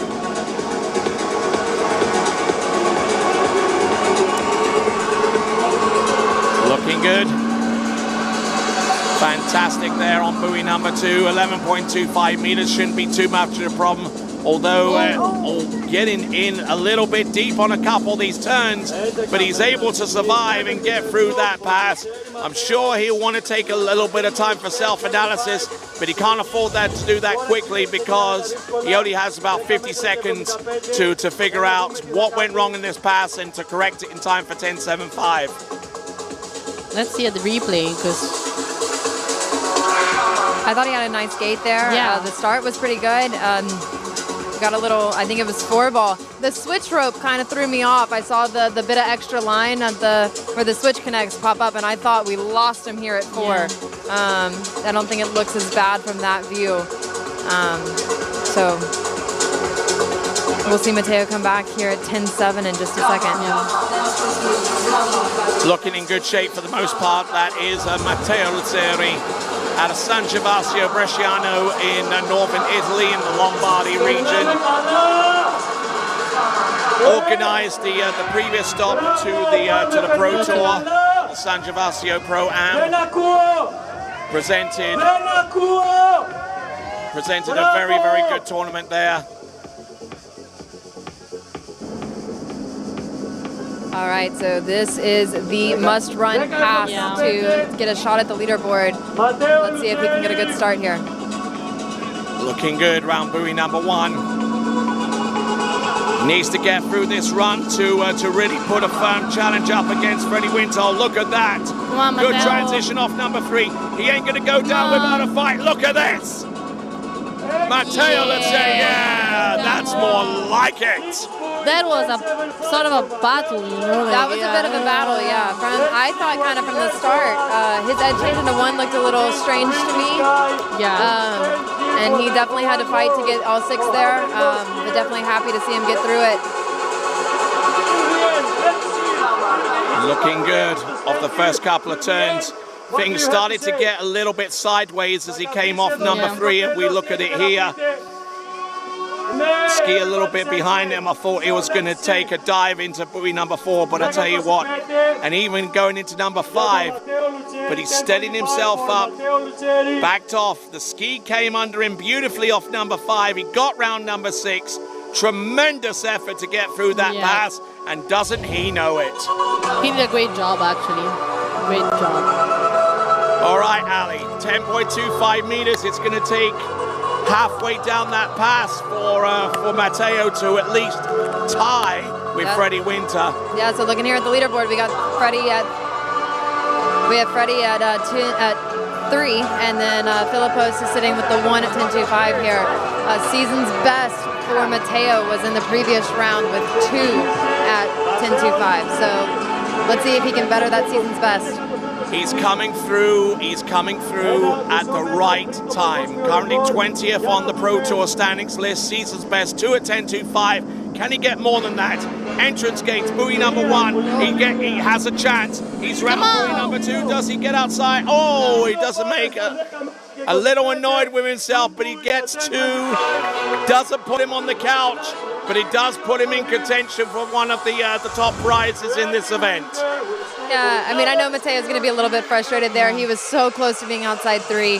But to get your season's best and then tie it the next round, I think he will be pretty happy with his performance overall today. Yeah, I mean, he actually had a first ball, a pretty good first ball, but you know, like the gate, he did the same thing that he did yesterday. He did that extra, the little extra lean right before he turns. So. Yeah, I thought he had a great 1 here. I thought that was really the 1 ball to get over to that 3, and I mean he was just inside it. So phenomenal skiing, regardless, from Matteo. Really good result. Bravo. Yep, tried his best to get outside number 3, annoyed with himself that he couldn't do so, but I think upon reflection, these last 2 rounds, certainly the best that Matteo has put out there. Obviously searching for a lot more than that in like the harsh winter daytime, but you know, it comes down to inches. You know, you get a decent turn off number 1, you're slightly behind on 2, and that's all it takes. Yeah, I mean, you can have the best one and get over to 2. I mean, I did that earlier. Yeah. Had a great one, and I couldn't pull it together there at 2 balls. So, yeah, I know Matteo's going to be a little frustrated there, but he really got pulled out there at 2. I think he honestly did pretty good to hold on to it and to get as close to 3 as he did. Yeah.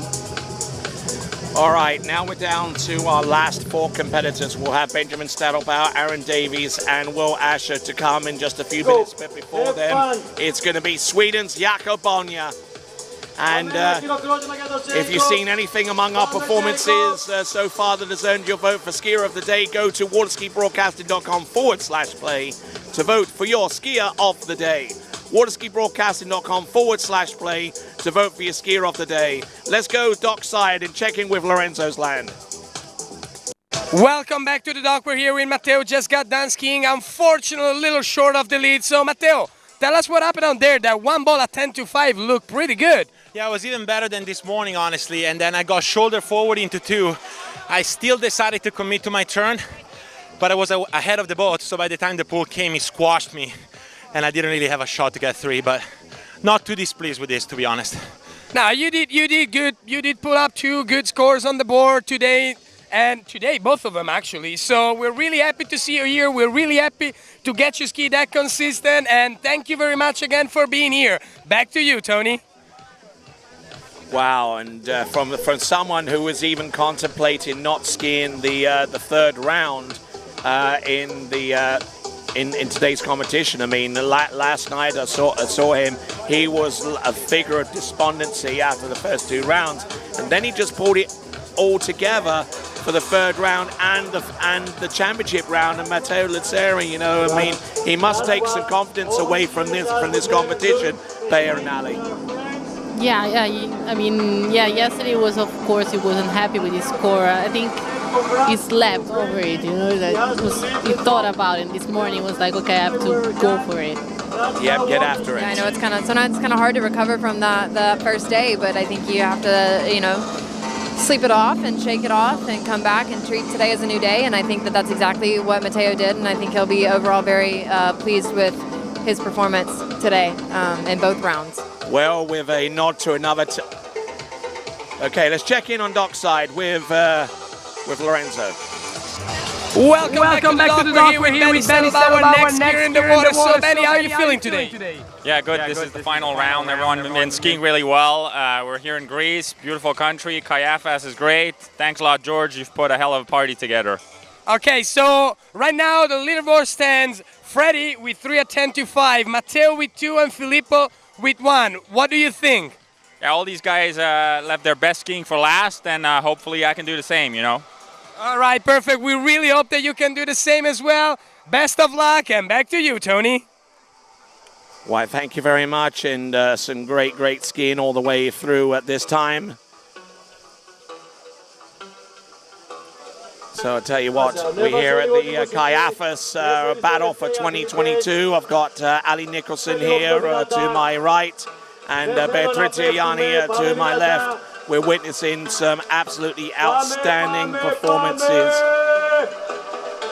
ever, really, in the Waterski Pro Tour in its young existence. Here we go. This is Jakob Bonja. This is 12 meters. 12 meters line. Jakob Bonja. 12 μέτρα σκηνή. Εύκολο πέρασμα. Το περιμένετε. Oh no, and he got, oh my word. Don't know what the heck happened there. I tell you what, I looked down for just a second. I didn't see it. We'll have to watch it again on replay. That was very uncharacteristic for Jakob. Very uncharacteristic. He got the turn that he needed off buoy number 1. Nicely done round buoy number 2. And I mean, for the first 2/3 of this pass, you would just say to yourself, okay, he's got this, let's move on. But this is a timely reminder that Slalom skiing, even at its best, is unpredictable. I think there was something wrong with his binding. I mean, there is I actually see a loose clip on his binding, binding by now. Yeah, I mean, there is no explanation. We'll have to wait until he swims in and get a dockside interview with Lorenzo and see what Jakob thinks about because happened. Yesterday when he fell and we went back to the hotel, he showed me the ski and there was something like loose on the reflex binding. So I don't know. Could be. Indeed. So now we're moving on from Jakob Bonje rather earlier than expected. We're now going to go on to Benjamin Stadelbauer. Let's go, Benjamin!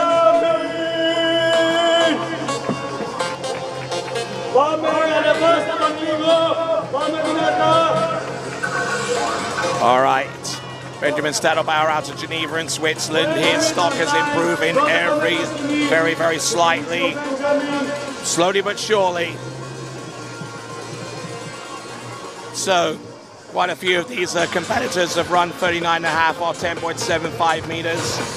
In fact, 1, 2, 3 of them so far have. The rest have either run into 10.75 meters, with the one exception being Jakob Bonje with 5 on 12. So that's the 10 of the tape so far. And Benjamin Stadelbauer looking to make his mark here. Could it be enough for a podium finish or even for the win? Let's check in dockside with Lorenzo's land. All right, welcome back to the dock with you, Aaron, ready to ski. He's just been done dancing. How are you feeling right now, buddy? Oh my God, I'm so pumped right now. Like, I mean, if someone had said you're going to be second seed, I'd be like, nah, no way.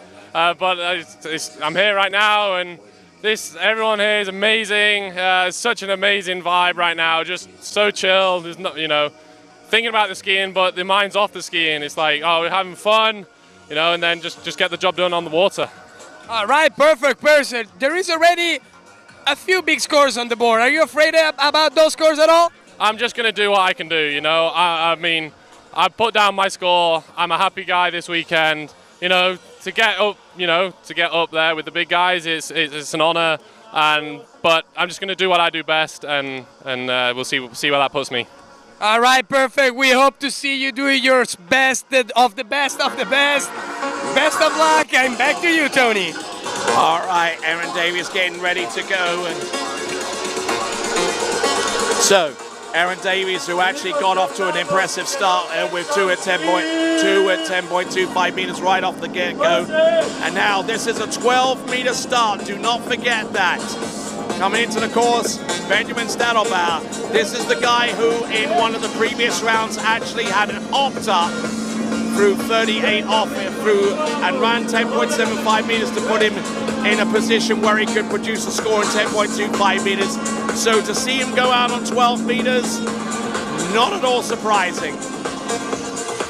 Yeah, so I think we talked about it yesterday, asking 12-meter start versus the opt-up and what his thought process was on that. And he did, talking to him later, he said, the wind was a little bit more than what he was expecting. So I think today he's maybe he liked that direction. We'll see.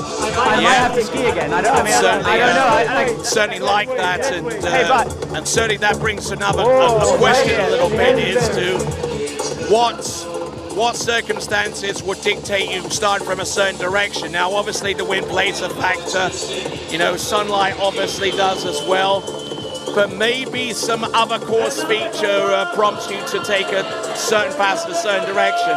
Like if the land kind of narrows in a little bit before it widens.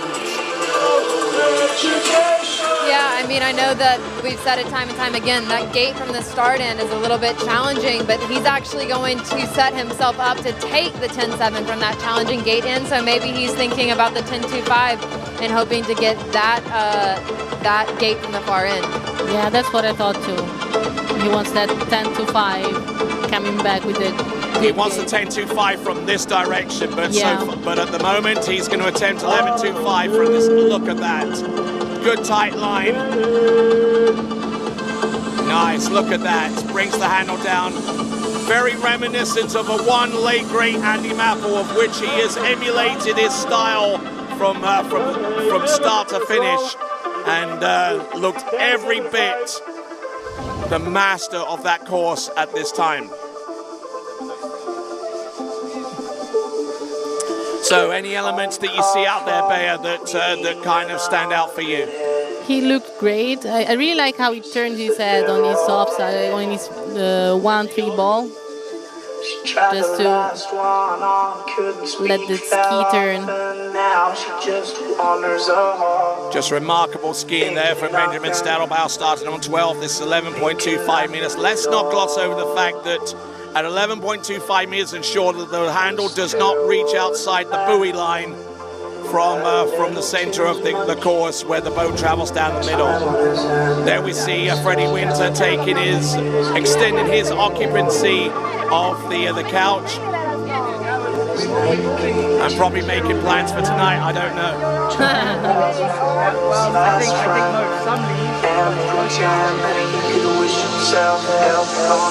There is Aaron Davies eyeing up that couch for himself. We'll see if he can get to that point. So now Benjamin Stadelbauer, 10.75 meters. Let's get it situated. All right, so as we've said, this we believe is the more challenging gate. Let's see if he can get a good gate shot here and a good start for this 10-7.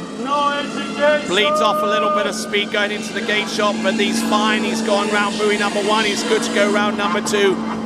It's very, very important that he keeps a tight line into his pre-turn. Oh no! And he just gets loose there on buoy number 4. And down he goes with 3.5 at 10.75, and that is basically destroyed any kind of plans that he has or designs upon the lead. So that means that Freddie Winter has extended his stay on the leader's couch. I thought this was a great start here for Benny. I mean, 1 and 2 were pretty good. He definitely just kind of, let's see what happened here at 3. Yeah, maybe it was a bit open with the... Yeah, that ski just went over the line.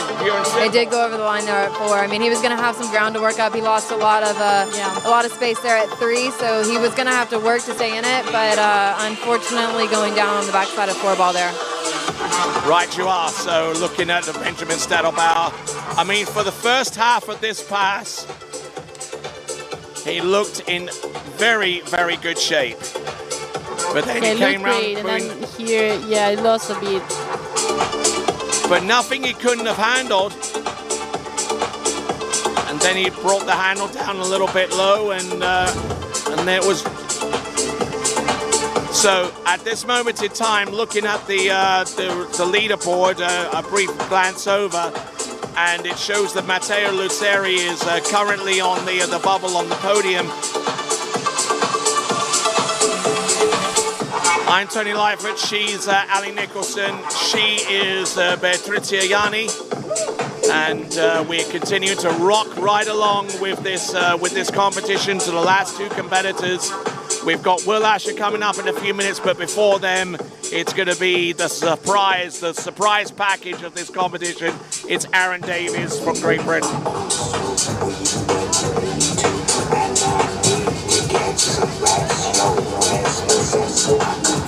Yeah, so Aaron Davies sitting in the second seat spot right here. I don't know that many would have predicted that. So fun spot for him to be in, and excited to see him go out and hopefully put up a big score. Yeah. Absolutely. Nathan McGarry at the helm of that towboat. And getting ready to bring Aaron Davies into the course. I suspect it's going to be 13 meters. Let's check it out. All right, welcome back to the dog. We're here with Benny. Unfortunately, going down a little early on that 10-7. Benny, what happened out there? I had a beautiful start. 1 and 2 were definitely on it, and then a bit more than I could chew out of 3 ball, but it was absolutely beautiful to ski, and yeah, it's a beautiful final to be a part of. Well, we're really sorry that we didn't get to see you in the very close fight for the podium, but thank you very much for being here. It was amazing to see you ski again, and back to you, Tony. Thank you. Thank you very much indeed. Continuing right along with this competition. I can't get no sleep. So I would suspect we're going to see Aaron Davies go out here at the 13-meter line, if I were guessing. We'll get confirmation on that. It would be an educated guess, considering that he's gone on 30 meters in pretty much every round so far. Or maybe, you know, he's consistent on that line length. He doesn't really want to do nothing too much to unsettle himself. It didn't stop the likes of Matteo Lazzeri from going in 12 meters in the first 2 rounds. But, you know, you just got to weigh the pros and the cons. Does it put you in a desirable win direction? All that kind of stuff has to be weighed into account. And some people just don't like to go off of their normal and what they practice. So if he's a normal 13-meter off start, some people just like to stick with that and keep the rhythm and not change too much. All right, then, continuing right along as we bring in Aaron Davies into the course. Just a quick reminder that the women's audience prize winner is Ian Keeley. Ian Keeley, congratulations to you, sir. You've won yourself the Conley ski of your choice. Here we go. We're waiting to see who has won the D3 slalom skier of that choice, but we won't know that until the end of the slalom event. And Aaron Davies skiing on the D3, and we're checking in with Lorenzo. All right, welcome back to the dog. We're here with Will Asher, our last competitor in the water. So, Will, you're one of the most experienced guys here on tour. Have you ever seen anything like this at a Waterski event? Yeah, not really. This is a lot of fun. Everyone's having a lot of fun on the shore, and the energy is out there on the water. The last time I probably saw anything like this would be in 2005 when Van Gillis did a beautiful event here at Kaiafas. So this is going to be the scene we have here at Kaiafas. It's going to be a lot of fun. All right, perfect. So scores are already up there. You have you already skied very, very good round 1. Feel something out round 2 today. Round 3, didn't ski to take it easy. Ready for a final? What? Are you ready for final? Oh yeah, I hope so. If I'm not at this point, whatever. All right, we're pretty sure you're ready. Thank you very much for being here. Best of luck, and back to you, Tony. All right, thanks a lot. And for those of you watching this web class, apologies once again for our streaming quality. We do come up with some issues with our upload speed here in this part of the world. We do apologize for that. If you're continuing to watch, we certainly appreciate you doing so, and rest assured that we will be uploading versions of this webcast in higher quality in the days to come. Here we go. This is Aaron Davies. This is 12 meters and seems to have gone off to a good start, as he has done for this entire competition. Started off with 2 at 10.25 meters in round number 1. It's been going on from strength to strength. This was a pretty good pass. I think he's pumped up for the scores that he had like yesterday and this morning. So yeah, let's see how it goes. So on dockside we see Will Asher, and you see Freddie Winter walking around trying to stay limber. It might end up in a runoff here. So always got to stay ready in that top spot.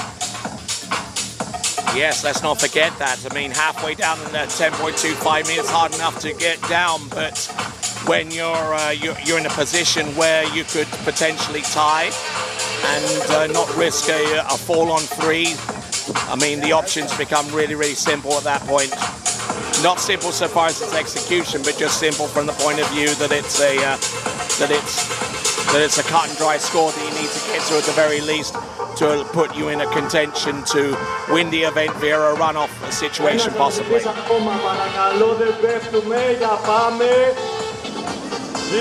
right, so here we have Aaron Davies coming in 11.25. It is 11.25 meters. Let's see what kind of start he gets. Entrance number 1 drops down hard with his left shoulder into buoy number 1.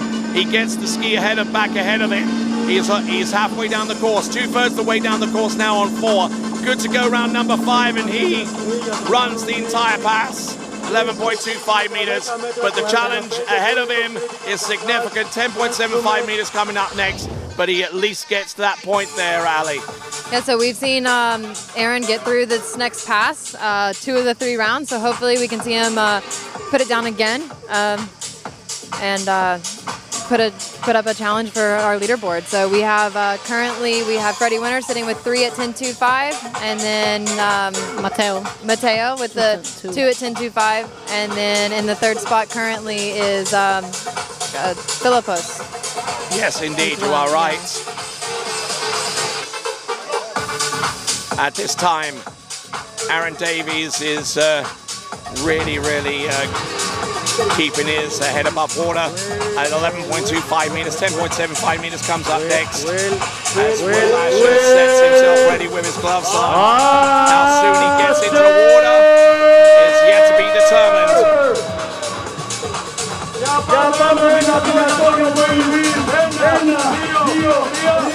Very good, throwing those gloves on, the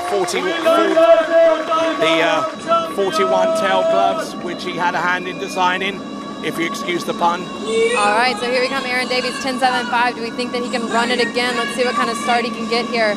Oh, broken forward at 1. He's going to have some ground to make up. Even more ground off number 2, but he's still there. And almost ate it into 4. He almost repeated his flips from yesterday. Yeah. So that basically eliminates Aaron Davies from making it onto the podium. And with that said, that guarantees Matteo Lazzari third place at worst. Absolutely right. Freddie Winter still in the lead with 3. And Aaron Davies had the chance. Second to last out. I'm sure he'll remember the path that he took to get to that point with scores that were season's best back to back. But he's still got a lot of learning to do out on the pro scene to get really consistent to the point where he's competing side by side effectively with Will Asher and Freddie Winter and the like. But this is certainly a start, and he certainly has the potential to go a long way here. So close to going out the front there.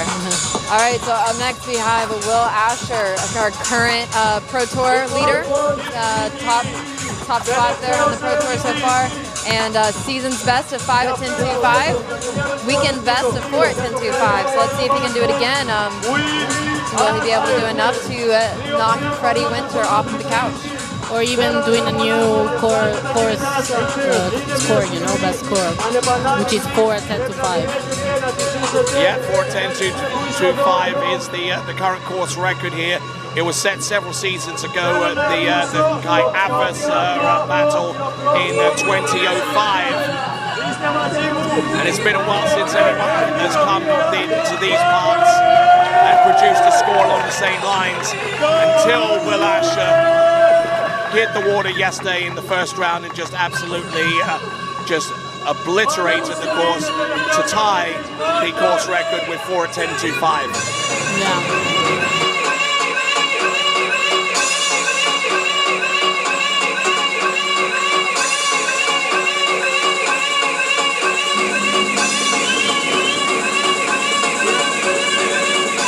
It'll be interesting to see here what Will's approach is, whether he elects to start at 13 meters or the 12-meter start.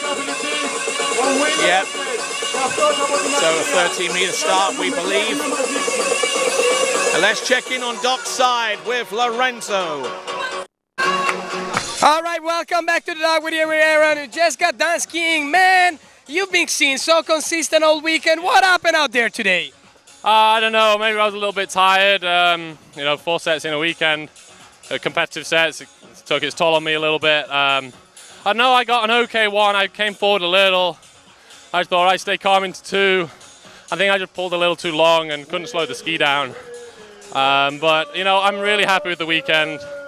I ran my 10.7 twice, so really good. I'm the best I've ever done in a tournament, like consistency-wise. And I equaled my PB, so it can't be a bad weekend at all. No, it's not a bad weekend at all for you. We're really sorry that we couldn't see you up there putting up with the big guys, but congratulations to you. Thank you very much for being here in Kaiafas. Back to you, Tony. So a reminder once again, skier of the day. Get your vote in, waterskibroadcasting.com/play to vote for your skier of the day. Could it be the effort from Aaron Davies to get to this point in the competition? Could that have earned your vote? Or could the top score from Will Asher be enough to do the trick? We'll see on 13-meter start. Beautifully executed.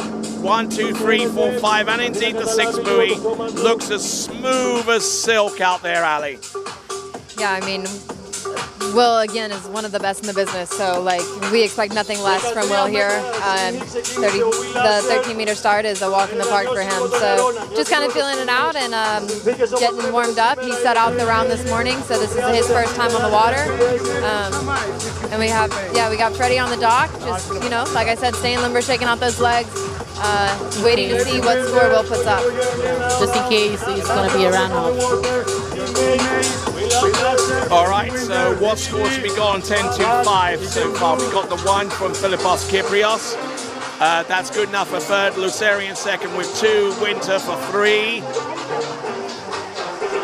In that ascending order. So yeah, it promises to shape up to be a fantastic crescendo. And if you have any water ski needs, go to wakehouse.com. Wakehouse.com, go shop for all your water ski needs. Also check out Pentalago, pentalago.com, South Florida's most anticipated water sports community. 5 lakes, 42 exclusive 4-acre waterfront homes, and it's situated close to Palm City. It is Pentalago. All right, here we got Will coming in 12-meter. Second pass here.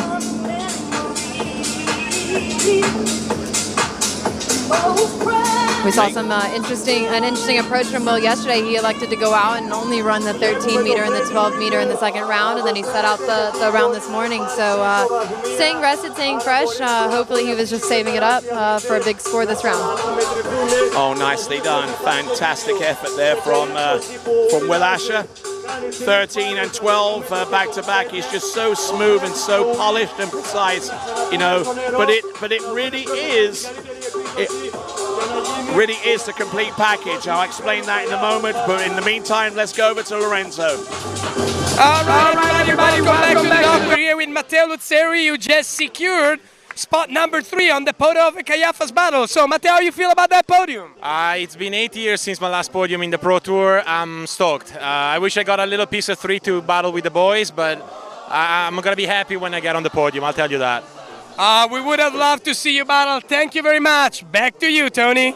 And I bet his father, Fedele Luzzeri, is looking on and being extremely proud of what his son has accomplished, lying in his hospital bed, recuperating from back surgery. Actually took some steps this morning and covered about a kilometer, so that's encouraging. He's doing great. Yeah, Matteo told me he's doing great. He's recovering really well. So yeah, ciao Fedele. All right, here we go. Last gear out the water, but could this be the last action? 11.25 meters, 38 off. Seems to be leading off quite a bit of speed there on the gate. Looks a little fast coming in.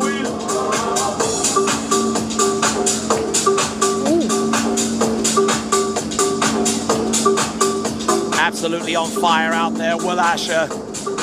I will say not the prettiest 11 that we've seen come out of Will, but staying calm, cool, and collected out there, like the pro that he is. Maybe he went a bit too hard, like turning boys, you know. Probably he's just, you know, can't wait to go there, to go for it. And as I was about to explain, I mean, Will Asher is the complete package. He has the technique, he has the strength, he has the presence of mind, and he has the condition, you know, and this is what you need to slalom at this level, Abea. Yeah, that's true. Like, you know, like the style and technique, it's very important, but you need the body structure to help you. So it's very important to prepare during the winter, you know, in the off season, to get ready for this part of the season where you have to ski and ski and ski. And Will Asher has been known to do long distance cycle rides, mountain biking, road cycling, all that kind of stuff to improve upon his condition, combined with strength training, all that. I mean, what you're seeing is the perfect byproduct of all of that. Okay, so we're having Will come in right now at the 10.7 pass. This is the must-run pass to challenge the leaderboard. So we need all 6 from Will here. Will Asher currently in the lead in the Waterski Pro Tour standings on 103 points ahead of Nate Smith, who's 1 point behind. Looking to extend that lead. Let's have a look and see what he's got. Round buoy number 5 on 10.75 meters, almost left it to chance, but gets the pass under his belt. That was great. So Will now have the chance to challenge the podium and see how far down he can get at this next pass. I mean, I know he's looking to get, you know, deep and down it and hopefully take that top spot. I'm sure Freddie is still warming up a bit because there are like big chances that they're gonna ski again. Yeah, so he's been sitting in that hot seat for a while now. Yeah. Okay, let's not forget, let's not gloss over the fact that because he has the highest score in this competition and it has not been superseded between that time and now, he's already got 2 points towards the Waterski Pro Tour standings as having the highest score in the competition before. So, let's not gloss over that fact. He needs 3 for the win. Now, he's got some, because he's got that superior backup of 4. If he gets to 1, it's good enough for 3rd. If he gets to 2, it's good enough for 2nd. And if he gets 3, it will go into a runoff situation. So he's going to need a piece of that 4 ball to take the win. Absolutely. This is history! Kaiafas Part 2! Freddie Winter on the dockside. Will ready for the 10.25. Ready for 10.25 meters. Let's see what he's got. The lead score is 3. His best score is 4 from the round 1. Look at that, hook up on 1. He's good to go round number 2. He's good. Piece of 4. Is it good enough for the win? And there he goes, your winner of the 2022 Kaiafas battle is Will Asher with another tie of the course record under the assumption that that's 4. It might be 3.5, but who cares? It's Will Asher. He's your winner. Great job. I mean, you couldn't ask for a closer show than that. I think I was curious to see if he was going to make it outside 4, but he definitely did there. Got the one that he needed, which was Look at that offside. 2nd ball. It was crazy. Just fantastic skiing there from Will Asher from start to finish. He got round the 4. That was enough. He didn't need to ski for the wakes to get the full 4. He got the 3.5, and that was enough. And that extends his Waterski Pro Tour lead. He was already at the number 1 spot by 1 point ahead of Nate Smith, and I suspect that that gap is going to widen significantly. Yeah. So there we have our podium at the bottom. We have Will Asher in 1st, Freddie Winter in 2nd, and Matteo Lazzari in 3rd. And there is your podium. Lazzari in 3rd, Winter in 2nd, and Asher your winner. Let's check in on dockside with Lorenzo. All right, everybody, welcome back to the dock. We're here with Will, who just took his rightful spot on the leader's couch. So, Will, how do you feel after this victory? I feel amazing. We have had the best week of our life in Kaiafas. I want to send this to Vangelis in the sky. He'll be proud of George. He will be proud of George. Oh, well, Will, I'm going to let you get your deserved victory. I'm going to let you get all the applause from the fans. Thank you very much for being here. Back to you, Tony. Fantastic effort there, and from Will Asher, the lead, and he certainly deserves an extended stay on that couch, although we're going to have our award presentations. There's your leaderboard: Asher, Winter, Lazzari, Kyprios, Stadabauer, Davies, Vaughan, Parsons, and Jakob Bonya in that order. 3.5, a 10.25 was what it needed to take the win. Waterski Pro Tour. He's extended his lead. It's now an 83-point lead ahead of Nate Smith. Freddie Winter gets back in on the podium placements on 96. Thomas de Gasperi falls to 4th, and Sasha Deskan falls to 5th. And Matteo Lazzari is now in the top 10. with a seventh place position on 54 points. Enjoy your time. We write history. You are true. So, the award presentations will take place in a few minutes. Ladies, once again, thank you very much. Thank you. Thank you. Thanks for having us, Tony. All right. We'll be back right after these. This is the 2022 Kaiafas Battle Pro, and we will have the award presentations right after this. Let's listen to some celebratory music from our saxophonist before we go into our race.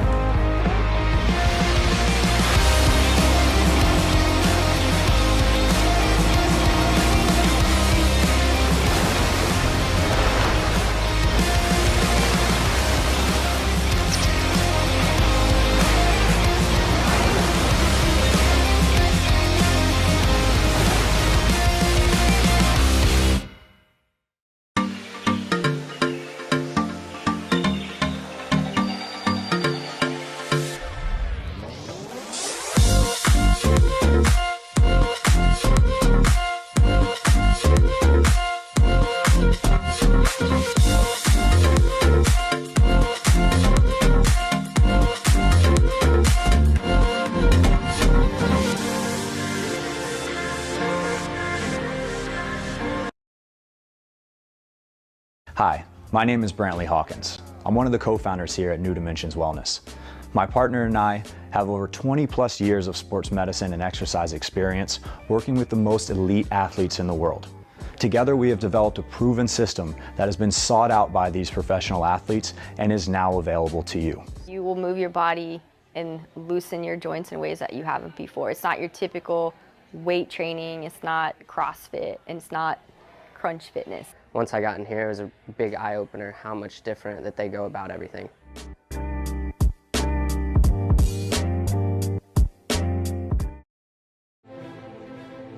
Denali. No hype, just science.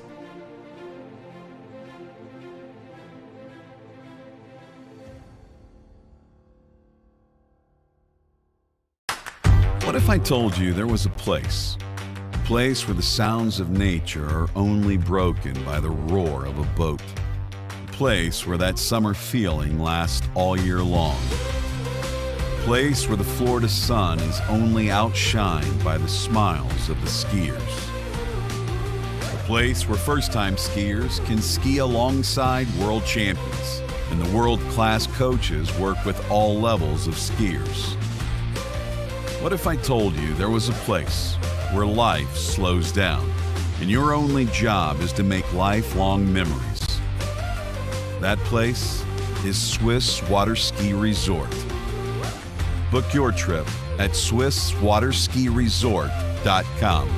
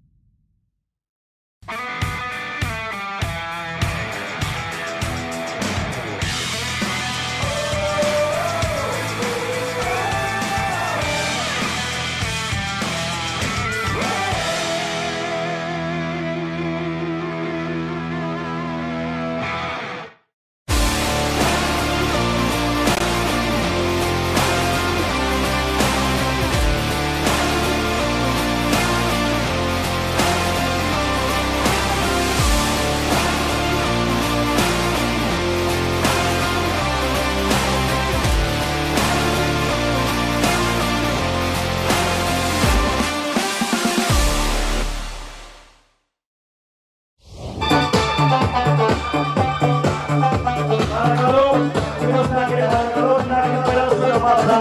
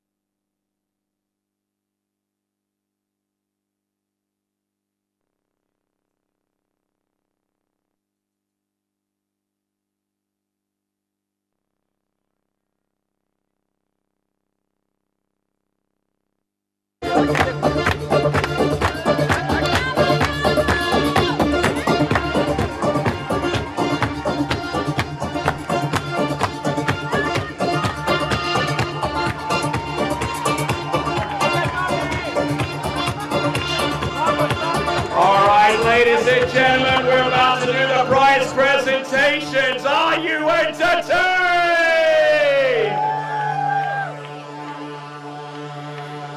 All right then, before we go into our major prize presentations, I've got a couple of things to announce. The women's audience prize goes to Ian Keeley, and the men's audience prize goes to Jeff Bonham from the United States and Canada. Give those guys a big cheer. They won themselves a country and a deep free slalom ski each. Now, a prize that is almost as valuable as the prizes that you're going to see here on the podium is the skier of the day. And this skier with 39% of the vote is Aaron Davies!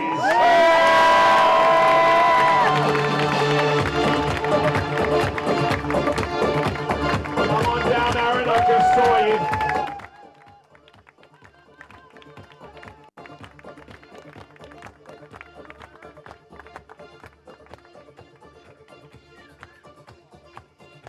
There we go, Aaron Davies with 2 season's best scores this season. I'll tell you what, you were seen out of your skin.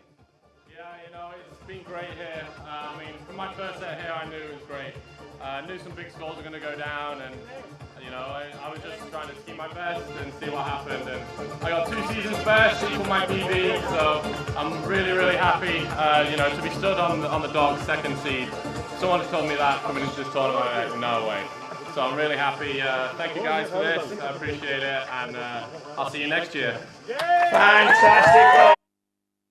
Aaron Davies, your skier of the day. All right, now we go into the main prize presentations in the slalom event, in the pro women's competition.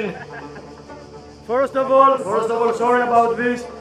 I have to start and say that I want to thank a really special lady that helped me and my brother in water skiing.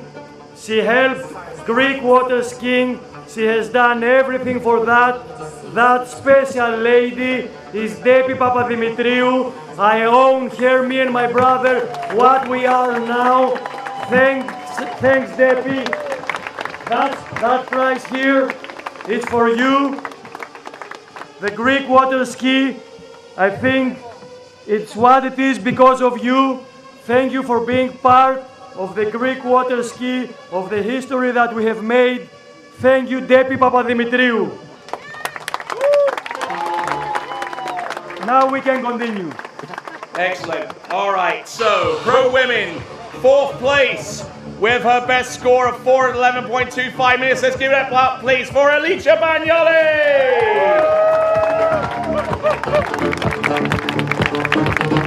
Now, here we go with the top 3 spots. From Italy, with a best score of 4:11.25 meters and with a superior backup. She is from Italy. Her name is Petrigiani.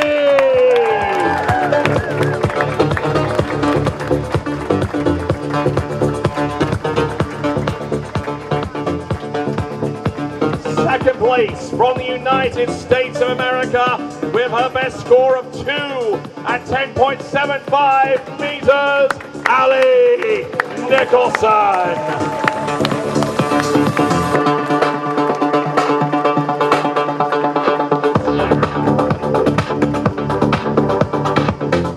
And now your champion, the current world champion, with her best score of 4:10.75 meters. It's a new course record, and it belongs to the one, the only, Jamie Ball.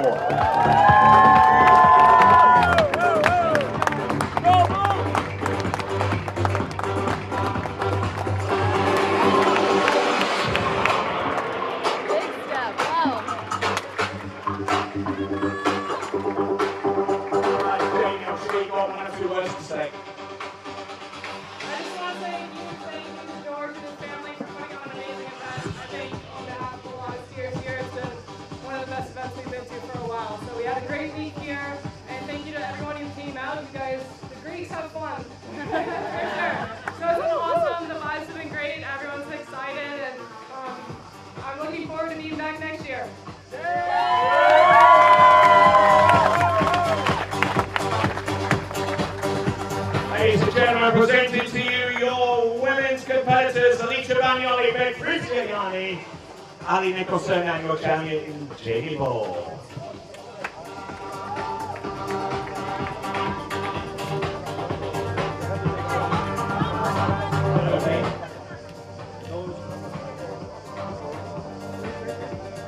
George Adakadis, if Adakadis, can you come on down and dispense the prizes?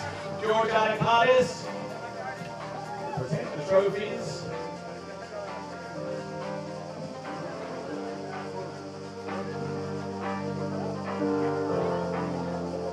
Come on, ladies and gentlemen, let's keep the energy up. Yeah, come on!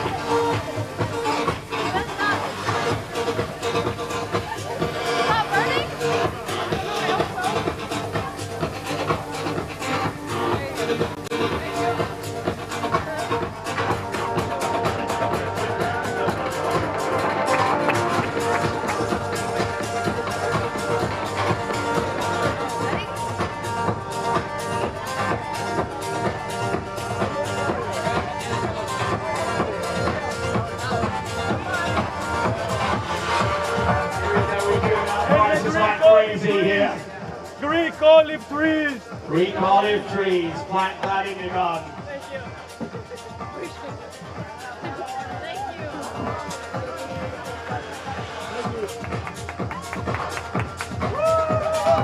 and gentlemen, let's give it up for our fine women competitors, Alicia Bagnoli, Petra Tijani, Ali Nicholson, and the champion, Jamie Hall.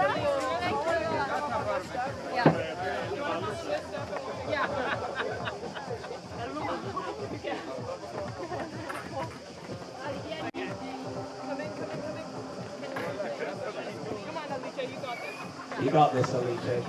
Don't hold the stick. There you go.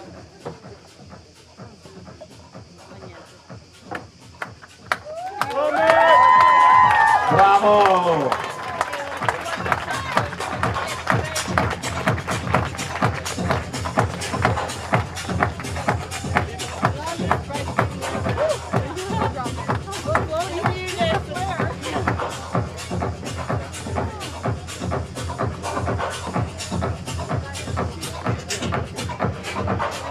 All right, ladies and gentlemen, now we go on to the men's competition. We paid down to 8th spot. In 8th place from the United States of America, it's Nick Parsons.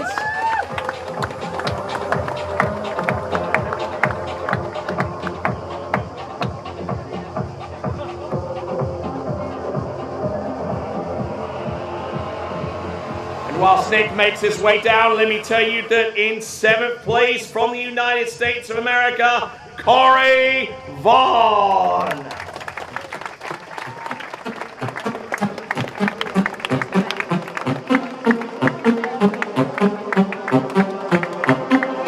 Sixth place from Great Britain, Aaron Davies.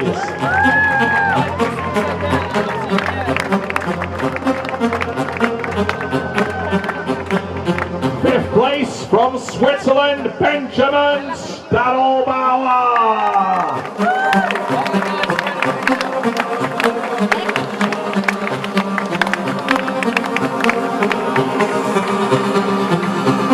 Ladies and gentlemen, this is going to be a popular one for you because in 4th place from Greece,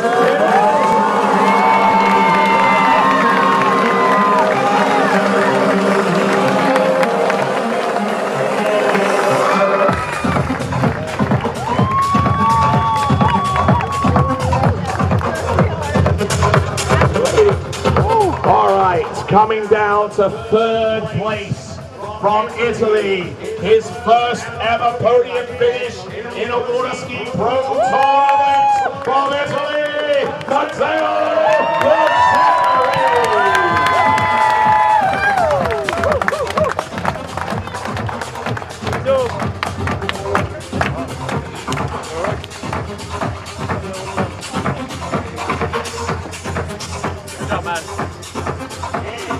second spot from Great Britain with his best score of 3 at 10.25 meters from Great Britain, Freddie Winter.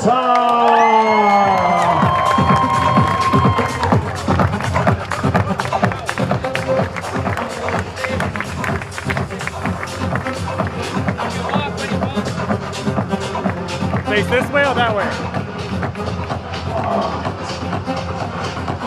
Now presenting to you the winner in this Battle Pro-Am, needing 3.5 at 10.25 meters to win it. Let's bring up the energy one more time because your winner and the current leader on the Waterski Pro Tour standings, it is Will Asher, Great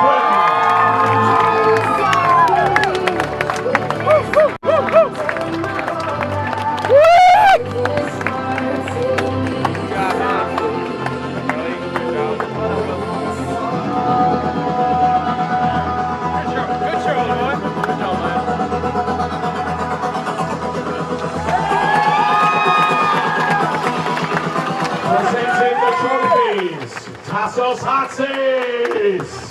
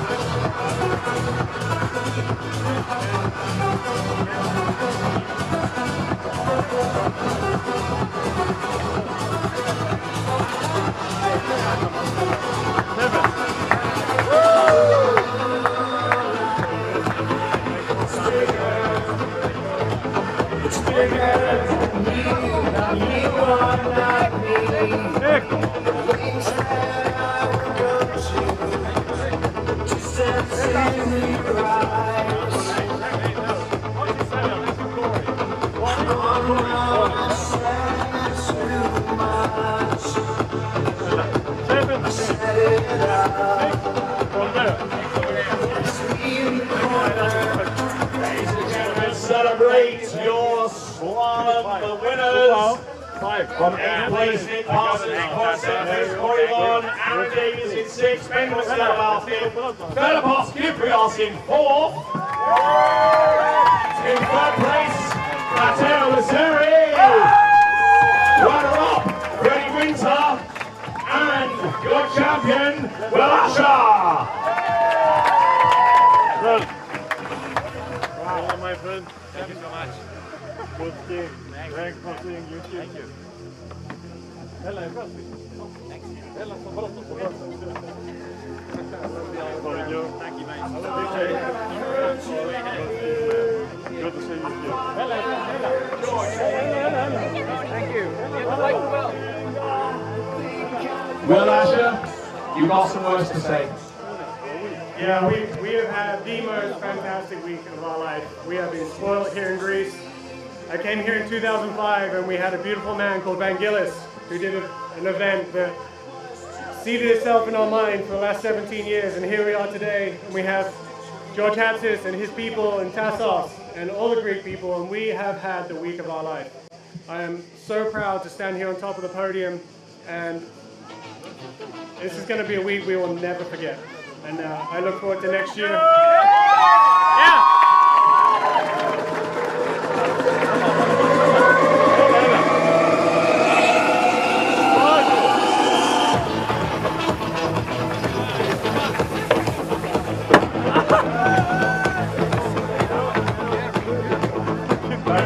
Perfect.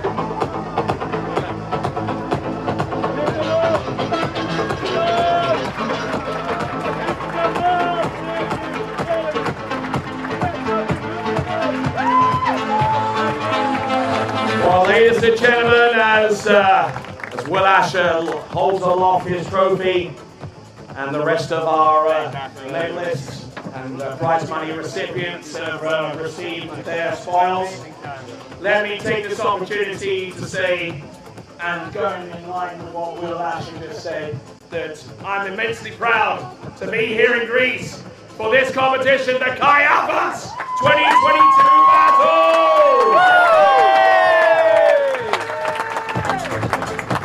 And to everyone that's watching our webcast audience, make sure that you make plans to come here in person next year. You're seeing it through your screens, but you have very little idea of what it's like to actually be here in person, to experience the hospitality, the excitement, and everything that goes into the successful execution of this competition. My name is Tony Lightfoot, and until next time, it is ciao for now!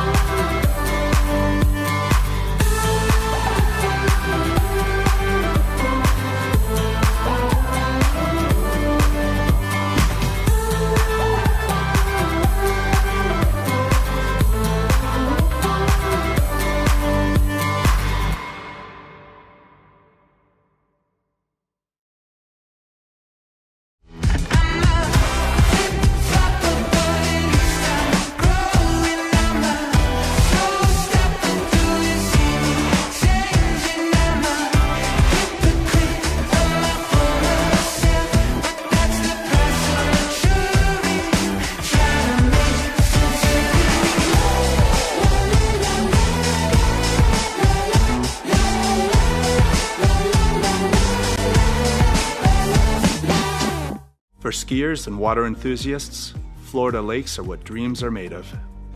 Combined with world-class golf, remarkable weather, natural beauty, theme parks, and so much more, it's easy to see that Florida is paradise. For more than 30 years, I've enjoyed Florida's lakes and many offerings. If you are interested in Florida real estate, let me be your guide and trusted advisor as you search for your paradise. Together, we can make your dreams a reality.